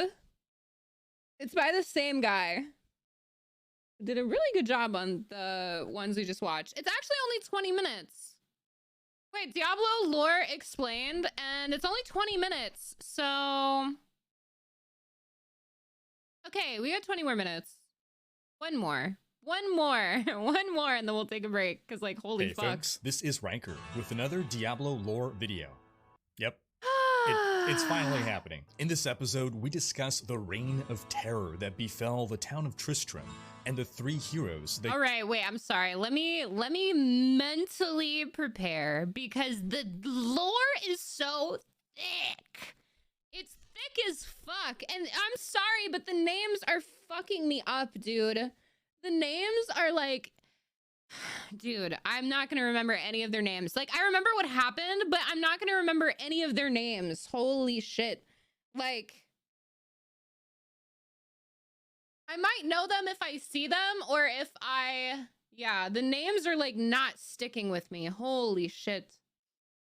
But everything else is, so I guess as long as I get the gist. Yeah, the gist is fine. I feel like already doing this. Yeah, okay. Who's Anu? Oh yeah, quiz me, chat. Quiz me. Yeah, quiz me. Wait, quiz me real quick. Okay, Anu is the first being in existence. I don't know if he's necessarily an angel, or maybe he's an angel with, I don't know, because he spawns the first demon, which is Tharmel. Okay, the names are gonna be terrible. But Tharmel and Anu fight for eternity until they both die at the same time. I might as well get an accredited degree. Yes, please, can the College of Blizzard please bestow upon me an accredited degree for going to fucking Blizzard College? Tathamet was the first demon. They both died, and they split. Their bodies split and fucking created like the galaxies, I guess. But like they're not. I don't know if it's the galaxies, but it's like heaven and hell. Oh, actually, it is just heaven and hell. Their bodies created heaven and hell, and then heaven and hell fucking make shit.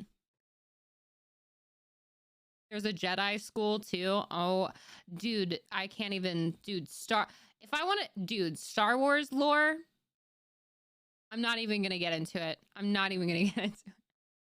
Not even gonna listen. I'd probably be a big fan, but the thing, you know, it's like learning how to play League. You know, you kind of get sucked in, and you're like, I spent all this time to learn about this, and now look at me.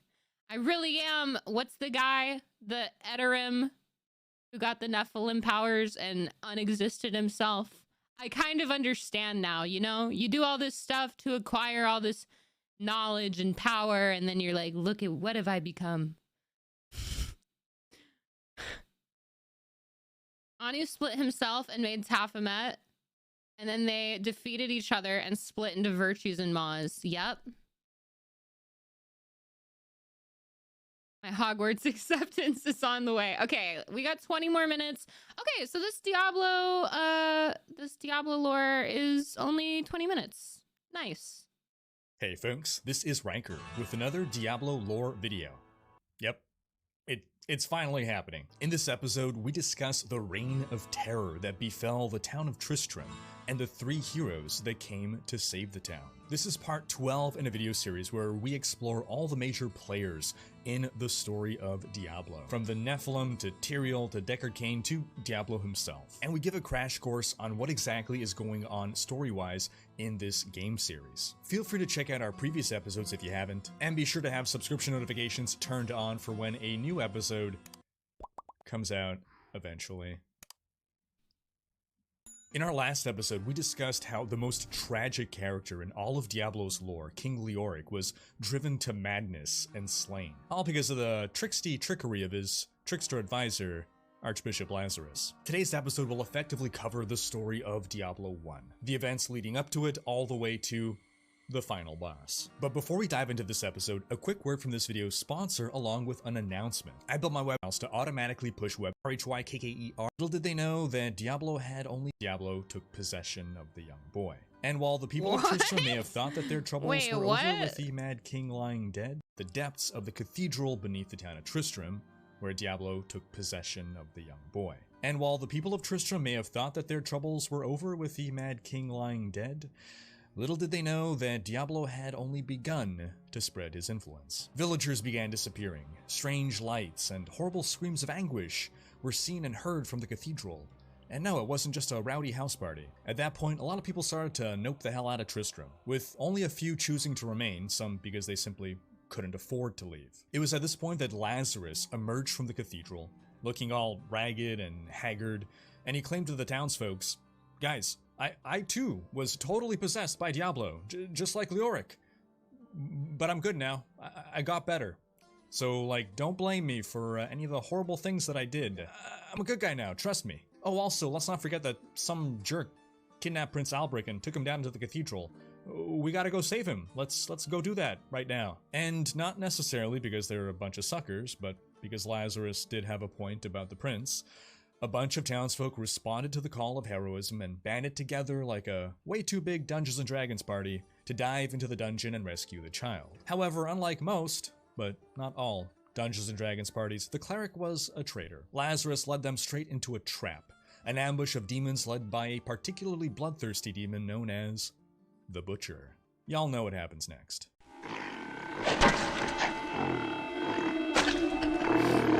Now, let's talk about the Butcher for a moment before we discuss the fate of those poor would-be heroes. Butcher demons are a type of demon that exist in hell, that are created with foul magic by stitching together parts of other demons to combine their strengths. Kind of like a horrible, evil Build-A-Bear. This particular Butcher demon gained notoriety for being sent to Tristram to serve Diablo's will, and he got the honor of becoming known as the Butcher, rather than just a Butcher, or say, Bill the Butcher. Now, the Butcher's weapon of choice was a cleaver the size of an axe, which would leave wounds that would fester with disease, as the poor Tristram townsfolk who survived the Butcher would soon find out. And thankfully, or not, there were a few survivors, one of whom was Farnham, every Diablo 1 player's favorite drunk, although he goes from comic relief drunk to sad, depressing drunk real fast when you realize he only became a drunk after he escaped from the Butcher, because the ordeal just completely shattered his spirit. After his escape, Farnham spent most of his time at the Tavern of the Rising Sun, owned by Ogden, getting drunk. Oh no! Am I lagging? No! My internet's so poopy lately. I gotta restart my modem. Put a 1 in chat if the stream gets better. No.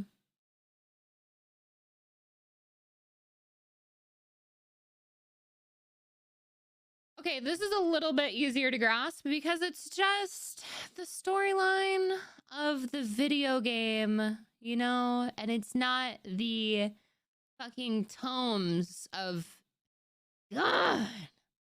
The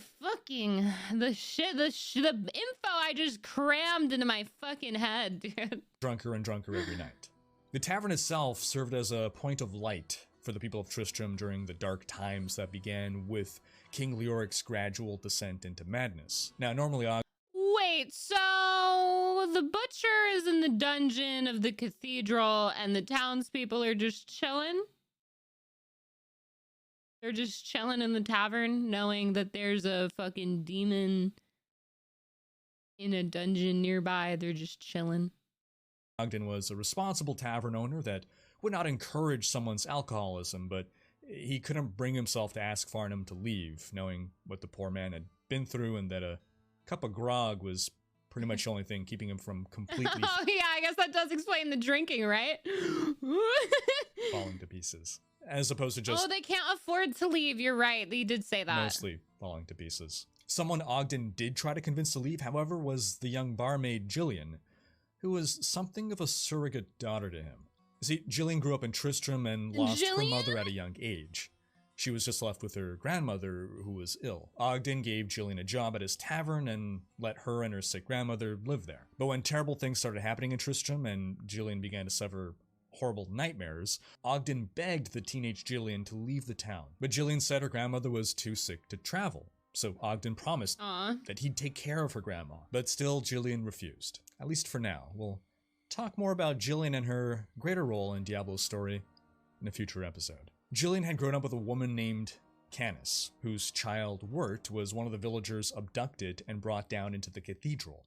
Canis died of grief, and though young Wirt was actually saved during the incursion into the cathedral, he became mean-spirited, with a darkness forever hanging over him. Though he took a job as a stable boy at the Tavern of the Rising Sun, the kid became a shady hustler, a smuggler and a peddler, trying to pawn garbage off onto travelers in order to get rich. But who could blame the kid for turning to the dark side after being tortured by demons and losing his mom? Oh, and did I mention he also lost his leg? Yeah, it was gnawed off by demons. The town healer, Pepin, could do nothing to bring Wirt's leg back, so he attached the wooden peg leg that would become famous for opening the secret cow level in Diablo 2. Pepin, a man in his mid-60s, used to be a high-ranking priest who served— How the fuck do you get the peg leg? Do you steal this kid's peg leg so you can go to the secret dungeon? Do you steal it? You steal it from him? You steal a poor kid's leg, his peg leg. It's much darker than that? Oh, okay. Served under Archbishop Lazarus, but after he saw Leoric and Lazarus succumbing to corruption, he decided to hide out in Tristram and make his home there. Big mistake. Should have picked literally anywhere else. Now, Wirt escaped because he was saved by Griswold, the town blacksmith. Griswold had spent most of his life in smith work, and he studied and labored for years to create the perfect sword. Sadly, he never got to craft the sword himself. He made a number of attempts throughout his life, including Griswold's Edge, an item you find in Diablo 1 and Diablo 2, but Griswold's masterpiece, his crowning achievement, was crafted post-mortem by other blacksmiths and found in Diablo 3. But in life, Griswold's greatest act of heroism was diving into the cathedral along with other Tristram villagers. He fought valiantly, using his brute force, his strength, muscles that he'd built up from decades of blacksmithing, hammering away at that anvil. He was in his 40s at the time of the incursion into the cathedral, and he actually managed to kill a number of demons and rescue Wirt before he himself suffered a leg injury that would never fully heal and prevent him from ever fighting again. And then he himself would not have escaped because of his injury, and it was thanks to Farnham the Drunk, or the not yet drunk, that Griswold managed to escape with that wounded leg. So let's see, by now we've spoken about Farnham the Drunk, we've spoken about Jillian the Barmaid, Griswold the Blacksmith, Ogden the Tavern Keeper, Wirt the Peg-Leg Boy, and Pepin the Healer. That's just about every NPC you can interact with in Diablo 1. There are just two others we haven't spoken about yet. That's it? Adria the Witch and Deckard Cain. We're getting real close to the events of Diablo 1, folks. Now, there's a lot to say about Adria, but we'll save her story for a future episode. For now, we'll say that Adria the Witch arrived while most people were fleeing Tristram. Most of the villagers were wary of her. Is this the whole map? Wait, nah, right? Is this the whole map, or this is just a section of it? Above ground, yeah.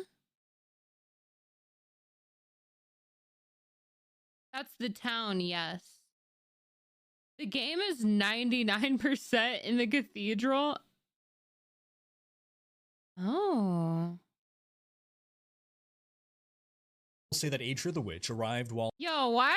I would actually maybe play this, actually. I don't know. While most people were fleeing Tristram. Most of the villagers were wary of her since, you know, superstition and prejudice. She's a witch, burn her, that kind of thing. Goth witch girlfriend? Deckard Cain was pretty much the only person who would talk to her, and they spent many nights in the Tavern of the Rising Sun comparing notes on Diablo lore.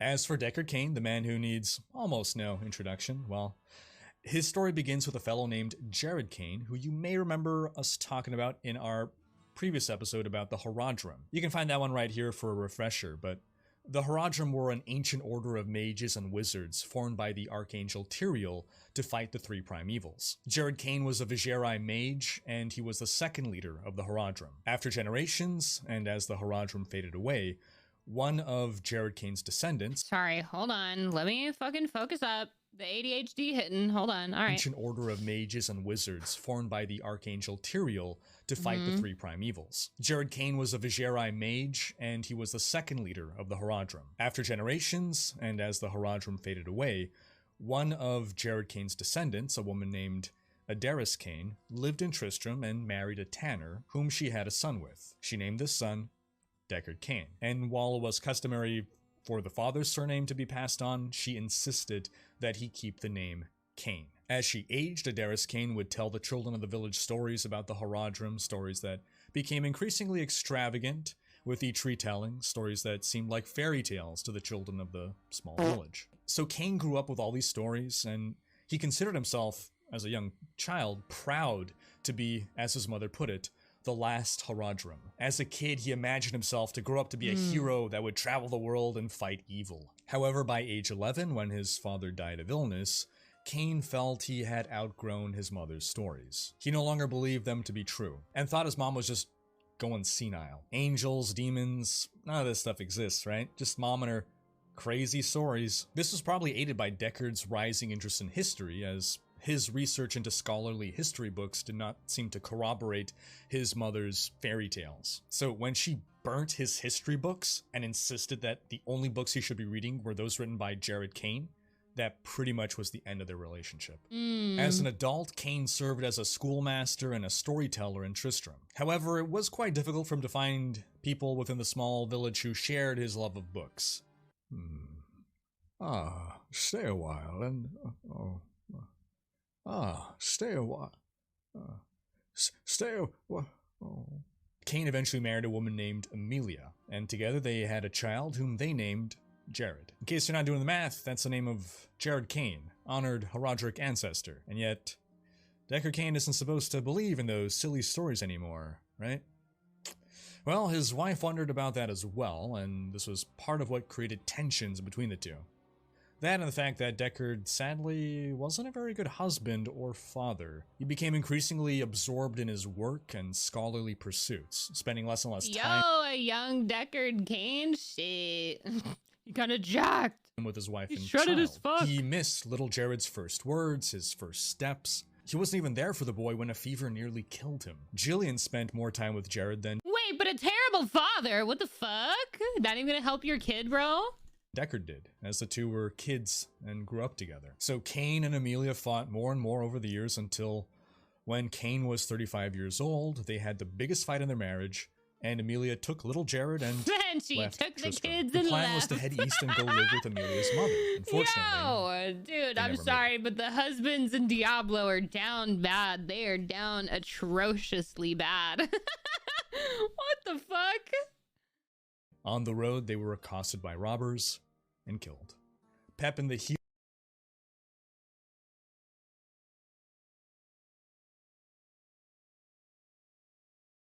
Oh. Oh.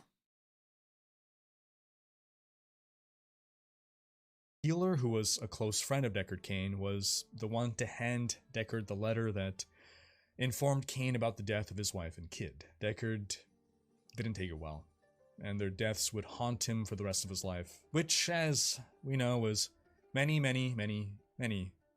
decades. But Cain found something of a surrogate son in Prince Aidan, the first son of King Leoric, who we haven't really spoken about yet, whom Cain was tasked with tutoring. Cain came to love Aidan like a son, perhaps the way he should have loved Jared, because he was forced to spend time with him and bond with him. When Leoric sent his army to war with Westmarch, he sent Prince Aidan as well, as a young soldier. As Deckard Cain saw Leoric increasingly descend into madness, and spooky awful things start to happen around Tristram, he started thinking about the stories his mom had told him as a kid. Maybe there was some truth to these tales of evil entities. So he sought out old Haradric text inside Tristram Cathedral. This is before Diablo took it over and turned it into spooky land. And Cain realized that these texts spoke about angels and demons, not like they were some kind of myth, but actual history. Fast forward to demons pouring out of Tristram Cathedral and abducting villagers, and Cain realized that his mom was right all along, as mothers so often are. While he felt bad for being such a douchebag to his mom in his youth, this realization gave him a new sense of purpose. He would spread the wisdom of the Haradrim to anyone who would listen, without clicking and skipping past his dialogue, in order to arm them with the knowledge to defeat the forces of evil. Because as we all know, knowing is half the battle. Diablo! Now, it was after Adria's arrival in Tristram that adventurers started to show up, either to try to fight the demons within the monastery, or to simply go on magic find runs searching for loot. Cain deemed most of them unworthy of the title hero, and they met their untimely demise within the cathedral. Unlike hardcore characters, their deeds of valor would not be remembered. Amidst the other adventurers and would-be heroes, Farnham the Drunk made many attempts to return to the depths of the cathedral as his daughter had been abducted. And against all odds, he managed to sneak in, find her, and get out with her. Unfortunately, the girl had been severely wounded, and not even Pepin the healer could save her. It was around this time that Prince Aidan returned from the failed campaign in Westmarch. He and Deckard Cain saw Farnham and his daughter, and knowing that the daughter could not be saved, and worse, that she actually may turn into an undead creature due to the evil powers at work, Deckard Cain led Farnham away so that Aidan can do the unpleasant job of giving Farnham's daughter peace. Cain was proud to see that Aidan had become a man throughout his time away, a man worthy of the title hero. Aidan vowed to rescue his little brother, and at Cain's urging, he took with him 2 others who had come to investigate the terrors beneath Tristram, Morena the Rogue, and Jazreth the Sorcerer. In case it hasn't clicked yet, this is our trio of playable characters in Diablo 1, Aidan the Warrior, the Rogue, and the Sorcerer. Morena was a member of the Sisterhood of the Sightless Eye, carrying with her a bow named the... I guess I am gonna play Rogue. Shit. I guess I will be playing Rogue in a Diablo game. Fuck. Wait, are these the actual graphics? Why does it look pretty fucking good? Raven's Wing, which we find in Diablo 3. Wait, is she a playable character? She is, right? Wait, she doesn't look like her icon, though. Oh, that's Diablo 3 graphics? No, it's not. The Rogue. No, it isn't. The Raven. This isn't what Diablo 3 looks like. It looks this old? Nah, really? I don't remember it looking this bad. Are you serious? Oh, fuck. What the fuck? I can't wait like 10 years from now to look back at today's cinematics and be like, wow, these are garbage. I don't remember them being this bad. Just kidding. That's if they make any good games in 10 years. Fuck. Raven's Wing, which we find in Diablo 3. Morena was sent by the Sisterhood to investigate Tristram, along with a group of rogues that she led. We'll talk more about this Sisterhood in the future. As for Jazreth, he was a member of the Vigerai, a mage clan that we've spoken about before. The Vigerai sent many of its members to investigate Tristram, to both seek out the source of evil, as well as discover any long-lost tomes of magical knowledge along the way. Together, the trio ventured into the cathedral. They defeated the Butcher, fresh meat, and then Aidan came face to face, or face to... I'm sorry, I have to see this. Look at the way he walks. Of magical knowledge along the way. Together, the trio ventured into the cathedral. They defeated the Butcher, fresh meat, and then Aidan came face to face, or face to skull, I guess, with his father, King Leoric, who had now become the Skeleton King. It was hard on Aidan, but the traitor, King Leoric, face, or face to skull, I guess, with his father, King Leoric, who had now become the Skeleton King. It was hard on Aidan, but the trio managed to vanquish the Skeleton King and put Leoric to rest once and for all. Yo, I might just play this game, dude. Look at this attack. Look at the attack. Leoric, who had now become the Skeleton King. It was hard on Aidan, but the trio managed to vanquish the Skeleton King and put Leoric to rest once and for all. Like, right? What? I mean, surely that's the last of Leoric, right? Surely this is the end of this tragic character's misery?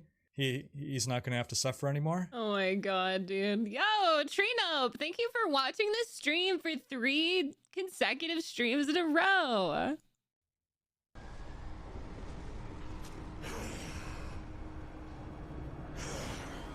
This is Diablo 3.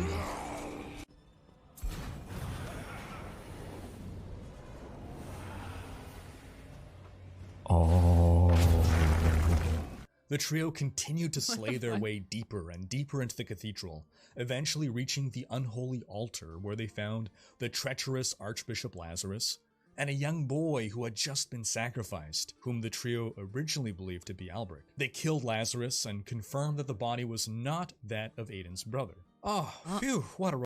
Oh, hold up. Yo. Shit, I might just have to play this game. What the fuck? Yo, god, that was What is a whoa? Lazarus and confirmed that the body was not that of Aiden's brother. Oh, phew, what a relief. It's just some other poor innocent child. After they reported back to Deckard Cain, who confirmed to them that the next threat they'd have to face Have I watched Diablo Immortal reveal? No, I haven't, but I'm down to watch it. was Diablo himself, they proceeded deeper into the cathedral, and Aiden described the final level as the threshold of hell itself. Not only did they have to fight demons, but the influence of Diablo's terror made Aiden relive his worst nightmares, his greatest failures, and his fears that he'd never live up to his father's expectations. How could I fail that spelling bee? I know address has 2 D's. Stupid, stupid. But believing he could still save his brother, Aiden fought through it all, and with the trio's combined forces, they managed to wear Diablo down. Aiden struck the final blow. He pulled the Soulstone shard out of Diablo's skull, only to see Diablo's corpse transform back into the body of his little brother. He went in thinking this was a rescue mission, thinking he had to defeat Diablo to find his brother, not knowing that by killing Diablo, he was also finishing off what remained of his brother. Now, Cain had armed Aiden with knowledge of the Soulstones, and Aiden could see that it was but a broken shard that had been driven into his brother. He correctly surmised that this broken piece was not strong enough to contain Diablo forever, but he thought he was strong enough to suppress Diablo's will. So Aiden drove the Soulstone shard into his own forehead. An eerie red glow blurred Aiden's vision. He began to hear the tormented whispers of the damned, and he can feel Diablo trying to claw his way out of his prison, but they had done it. The essence of Diablo was contained. What? For now. But what would happen to Aiden and his 2 new companions? What's the deal with Adria the Witch? Will nothing bad ever happen again to Tristram? All these questions and more will be answered as we continue to explore this Diablo lore series. Stay tuned. Until then, be sure to get caught up on past episodes, which you can now find on Riker.com. And then Diablo 2 starts. Oh my god, wait, his brother was Diablo the whole time. Oh shit. I kind of want to play Diablo 1 now, just for the memes. But I don't know, maybe I'll give it a try. I don't know if I'll beat it, but I think playing it for the memes would be fun. Okay, wait, you guys wanted me to watch, what was it called? It was Diablo Immortal review announcement? Oh, at BlizzCon?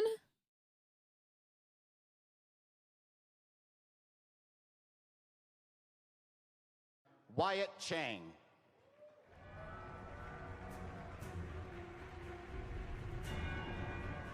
This is the Diablo Immortal, the mobile game, right? Hello, BlizzCon!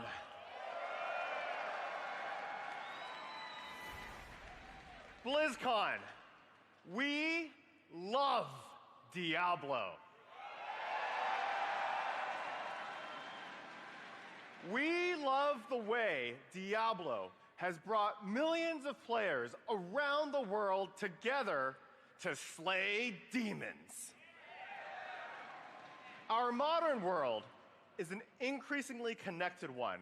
Our mobile devices keep us closer than ever to our friends, family, and loved ones. So we knew we want to use mobile devices as the platform for a new Diablo game, because nothing brings a family together like slaying demons. But we want to do it in a way that's true to Blizzard, putting gameplay first. We want to do it in a way that feels right for Diablo. We are making a full-fledged action RPG you can play everywhere with everyone. Now, I have a cinematic to show you, but first, allow me to set the stage. At the end of Diablo 2, Lord of Destruction, Baal had corrupted the World Stone. Spoilers, the World Stone is an object of immense power. It has the power to create worlds. The World Stone was used to create Sanctuary. Baal, one of the primevals, had corrupted the World Stone And that corruption threatened to echo through all of humanity, turning humans evil and violent.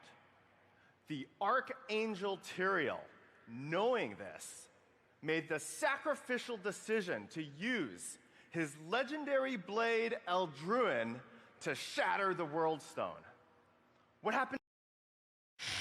All right, the story is cool as fuck, but when I hear it recalled like this, I just feel like a filthy, degenerate piece of shit nerd. I feel embarrassed. I feel like I would never tell anyone.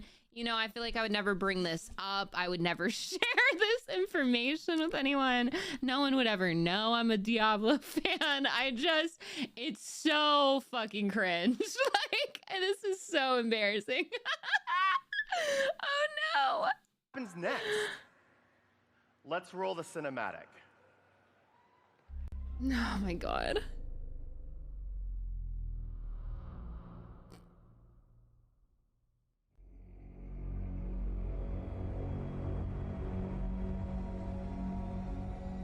The World Stone. It was the power of creation and the birth of our eternal conflict. From the high heavens to the burning hells, our desire to control that power poisoned its very nature. And so, I gave my life to destroy it.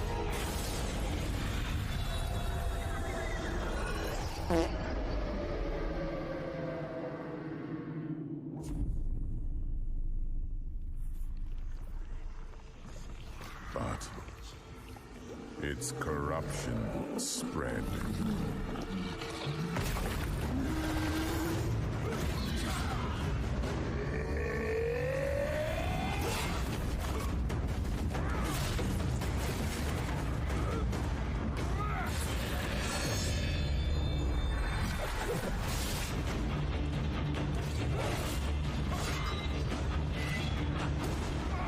Question, Tyrael? Yo, what is this? Whoa, what is this? This looks wrong.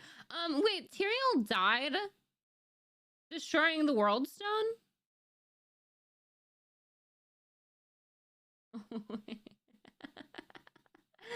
Tyrael died? No? Yeah, he said, I gave my life to destroy it. Oh, as in like his life in heaven, and then he had to okay, I see. He gave up everything. Yeah.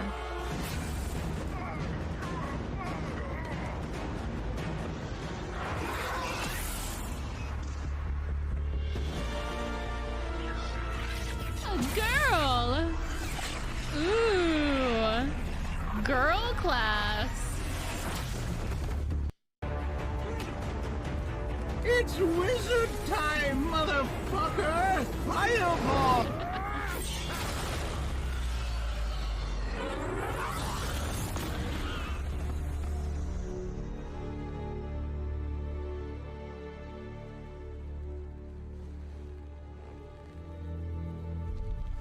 A woman virginity shield activated. If humanity is to survive, they must stand together and face the rising darkness.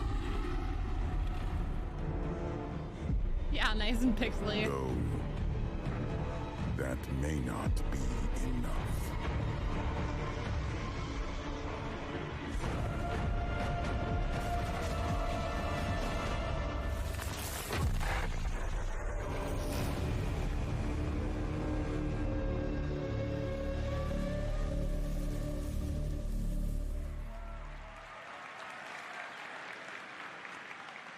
Diablo Immortal. We are so excited about this game. Diablo Immortal is our chance to explore 20 years of untold stories. Did they voice that it over?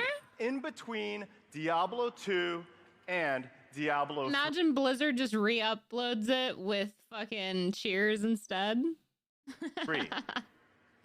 What happened to Tyrael after the explosion of the World Stone. What was Deckard Cain up to during this time? Why did Malthael abandon heaven? I want to be there for the founding of the Demon Hunters and the golden age of Westmarch. We'll have new stories for beloved characters. We've partnered with NetEase to create Diablo Immortal. NetEase has been a close partner of Blizzard for almost 10 years, and their passion, dedication, and expertise have allowed us to bring Diablo to mobile. Now, I know what you're thinking. You want to see some gameplay. So up next, let's have a look at what Diablo Immortal looks like in action. Let's roll it.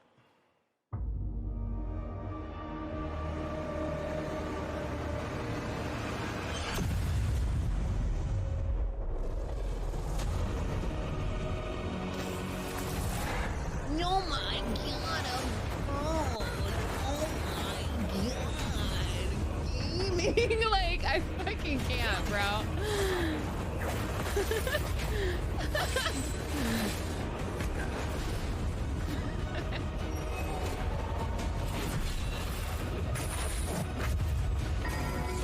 Shadow Raid Diablo.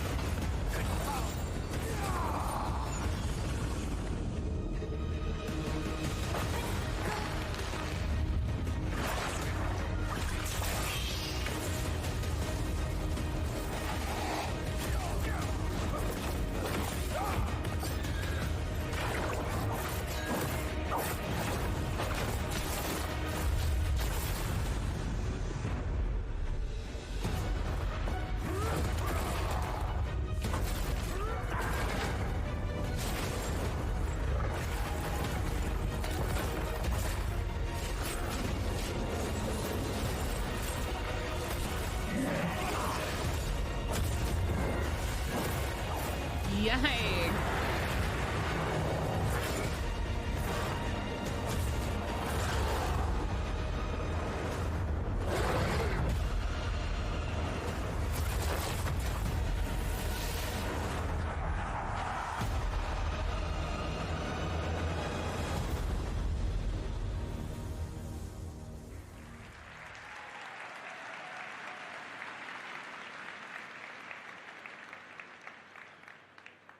Authentic Diablo gameplay at your fingertips. We have new stories to tell. Authentic Diablo gameplay. New skills for you to master. If you want to know more, we'll be back here on the Mythic stage in just a few minutes. Wait, they think that Diablo 4 is getting announced? That's why the crowd isn't pissed? They think Diablo 4 is getting announced? Those of you who are here at BlizzCon, imagine being this guy who has to stand up here knowing it's not getting announced and you have to... Oh no.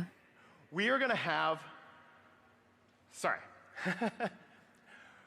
We welcome you here to BlizzCon, and there is no... Does she have butterfly wings on? What's going on? Oh no, he's getting nervous too. Oh no. Oh no. A few minutes. We'll be back here on the Mythic stage in just a few minutes. For those of you who are here at BlizzCon, thank you. We are going to have... Oh, no. Sorry. We welcome you here to BlizzCon, and there has never been a better time to be part of this incredible Blizzard. Oh my god, they have all these guys lined up and they told him just look like you're playing the game. Just look like, look at them. They look miserable. They look fucking miserable. Oh no. Oh no. Oh dude. Merlin's beard. Fuck. Oh no. Community. We have a demo of Diablo Immortal playable here on the show floor in Hall D. And for those of you watching at home, visit DiabloImmortal.com for more information about Diablo Immortal. There has never been a better time to explore everything that Blizzard has to offer here at BlizzCon and alongside the rest of this incredible Blizzard community. As you wander the show floor, take time to say hi to those of us here at BlizzCon. Everybody at BlizzCon wearing the blue crew shirts at Blizzard would love to say hello.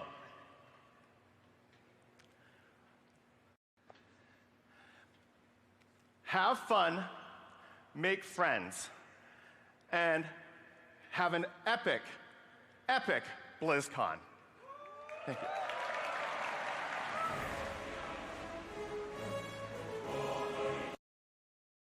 Wait, what? Yo, folks, what? this is Wait, Riker. I'm sorry, did they actually voice over the booze? What's going on? Diablo team gets booed at BlizzCon 2018. They voiced over the booze? Fluffy face of Diablo. I was curious. Fluffy. I was curious. I see a lot of mechanics that we've kind of been begging for in Diablo 3 in this. Is there any plans to make this playable on PC, or is this strictly mobile forever? Are there any? The current plan is to be on mobile, both Android and iOS. We don't have any plans at the moment to do PC. Do you guys not have phones? Yeah, you guys all have phones, right? Oh my god, they get defensive. Do you guys not have phones? Wow. Wow. You can play on your tablet too. Do you guys still have jobs? Like, what's up? Like, Yes, it's also on the Switch. You're right. Hello. do you have phones after they make the most parasite shit game on mobile that preys on your addiction? Holy shit. Play on your tablet too. Oh yeah, my tablet. Holy shit. Make this playable on PC, or is this strictly mobile forever? Are there any? The current plan is to be on mobile, both Android and iOS. We don't have any plans at the moment to do PC. Do you guys not have phones? Yeah, you guys all have phones, right? You can play on your tablet too. Yes, it's also on the Switch. You're right. Oh, it's on the Switch? Yeah, I don't know. Wow. Yikes, dude. Why? Okay, I'm sorry. Wait, I'm sorry. You literally know that they're gonna ask the question. Yikes. Ugh. That response felt grimy. Don't you have phones? Don't you have phones? That felt so grimy. Wow. Literally minus 100. Everyone hated that. Minus 100 rep. Like, holy shit. Everybody hated that. What the fuck? That was so bitchy of them to respond like that. You know they're gonna ask. You should have prepared a better answer. Holy shit. I mean, wow.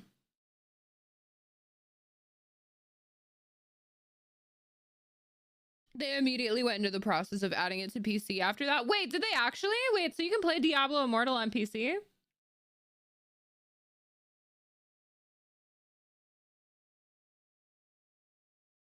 Go back and watch the April Fool's one. Oh, shit. Okay, wait. Diablo Immortal announcement. The April Fool's one. April Fool's?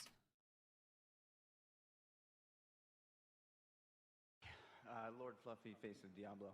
I was curious.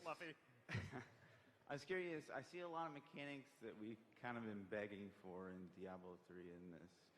Is there any plans to make this playable on PC, or is this strictly mobile forever? Are there any? The current plan is to be on mobile, both Android and iOS. We don't have any plans at the moment to do PC. Do you guys not have phones? Yeah, you guys all have Everyone's got a phones, phone. right? You can play on your tablet too. Yes? We'd have to wait and see. Thank you. Holy shit, is that Tech Town? Hey, just was wondering, is this an out-of-season April Fool's joke? No, it's a fully fledged Diablo experience on mobile, which everybody will get to play, and hopefully which will bring new heroes to Sanctuary, as well as welcoming our community back into it, and something we're very excited about. I should say we're super excited about Diablo Immortal. We brought Diablo to consoles, PC, Xbox, PlayStation. We're gamers. Everyone at Blizzard is gamers. We play games on all platforms, and we're really excited about making a new Diablo game for mobile. And the other thing is, the other thing to keep in mind is that every time we've launched a new Diablo game, especially on a new, on a new format, on a console, every time we've improved the experience, and we brought that back to all the other versions of Diablo. So when we went on console, we brought things back on PC, we then improved both of them. The world of Diablo is vibrant. This is one of the best times to be part of this community, and I think the future is, while not bright because Sanctuary is bleak, the future for you is going to be awesome. All right, we have time for about one or two more questions. No, we have time for one question. It's got to be fast.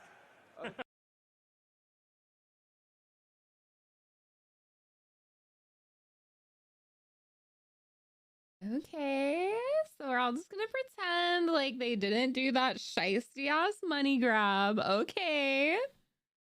Yikes, dude. All right, we're just gonna pretend like you guys didn't just fucking do that. Holy shit. Imagine going to a car dealership and the salesman's like, "Why do you want a car? You have legs, don't you?" Don't you have legs? Just walk there, you fucking idiot. Now pay me. Pay me lots of money. Now in patch 1.02, your phone will suck your dick. As long as you swipe your credit card. What the fuck? Okay, guys, I'm going to go over to Green website. It's time for a Green website stream. I've been poop socking Purple website because of Diablo 4, which was a lot of fun. But I'm going to turn on the Kick stream. It's Green website time. Yay! Everybody go follow my Kick. We have a new episode of Mommy MILF Manor to watch. I think it is also the final episode where I guess they choose a winner or something. I'm not sure. That's what the previews made it seem like. I didn't know that there was going to be winners. I thought there was only going to be losers in MILF Manor, but apparently somebody's winning. I don't know. Maybe it's not the last episode. I don't know. The Mommy MILF lore thickens.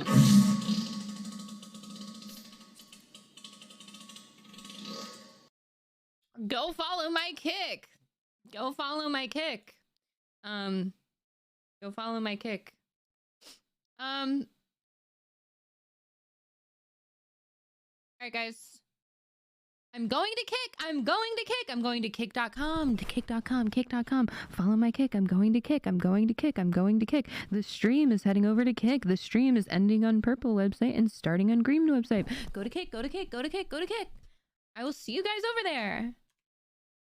Go, go, go.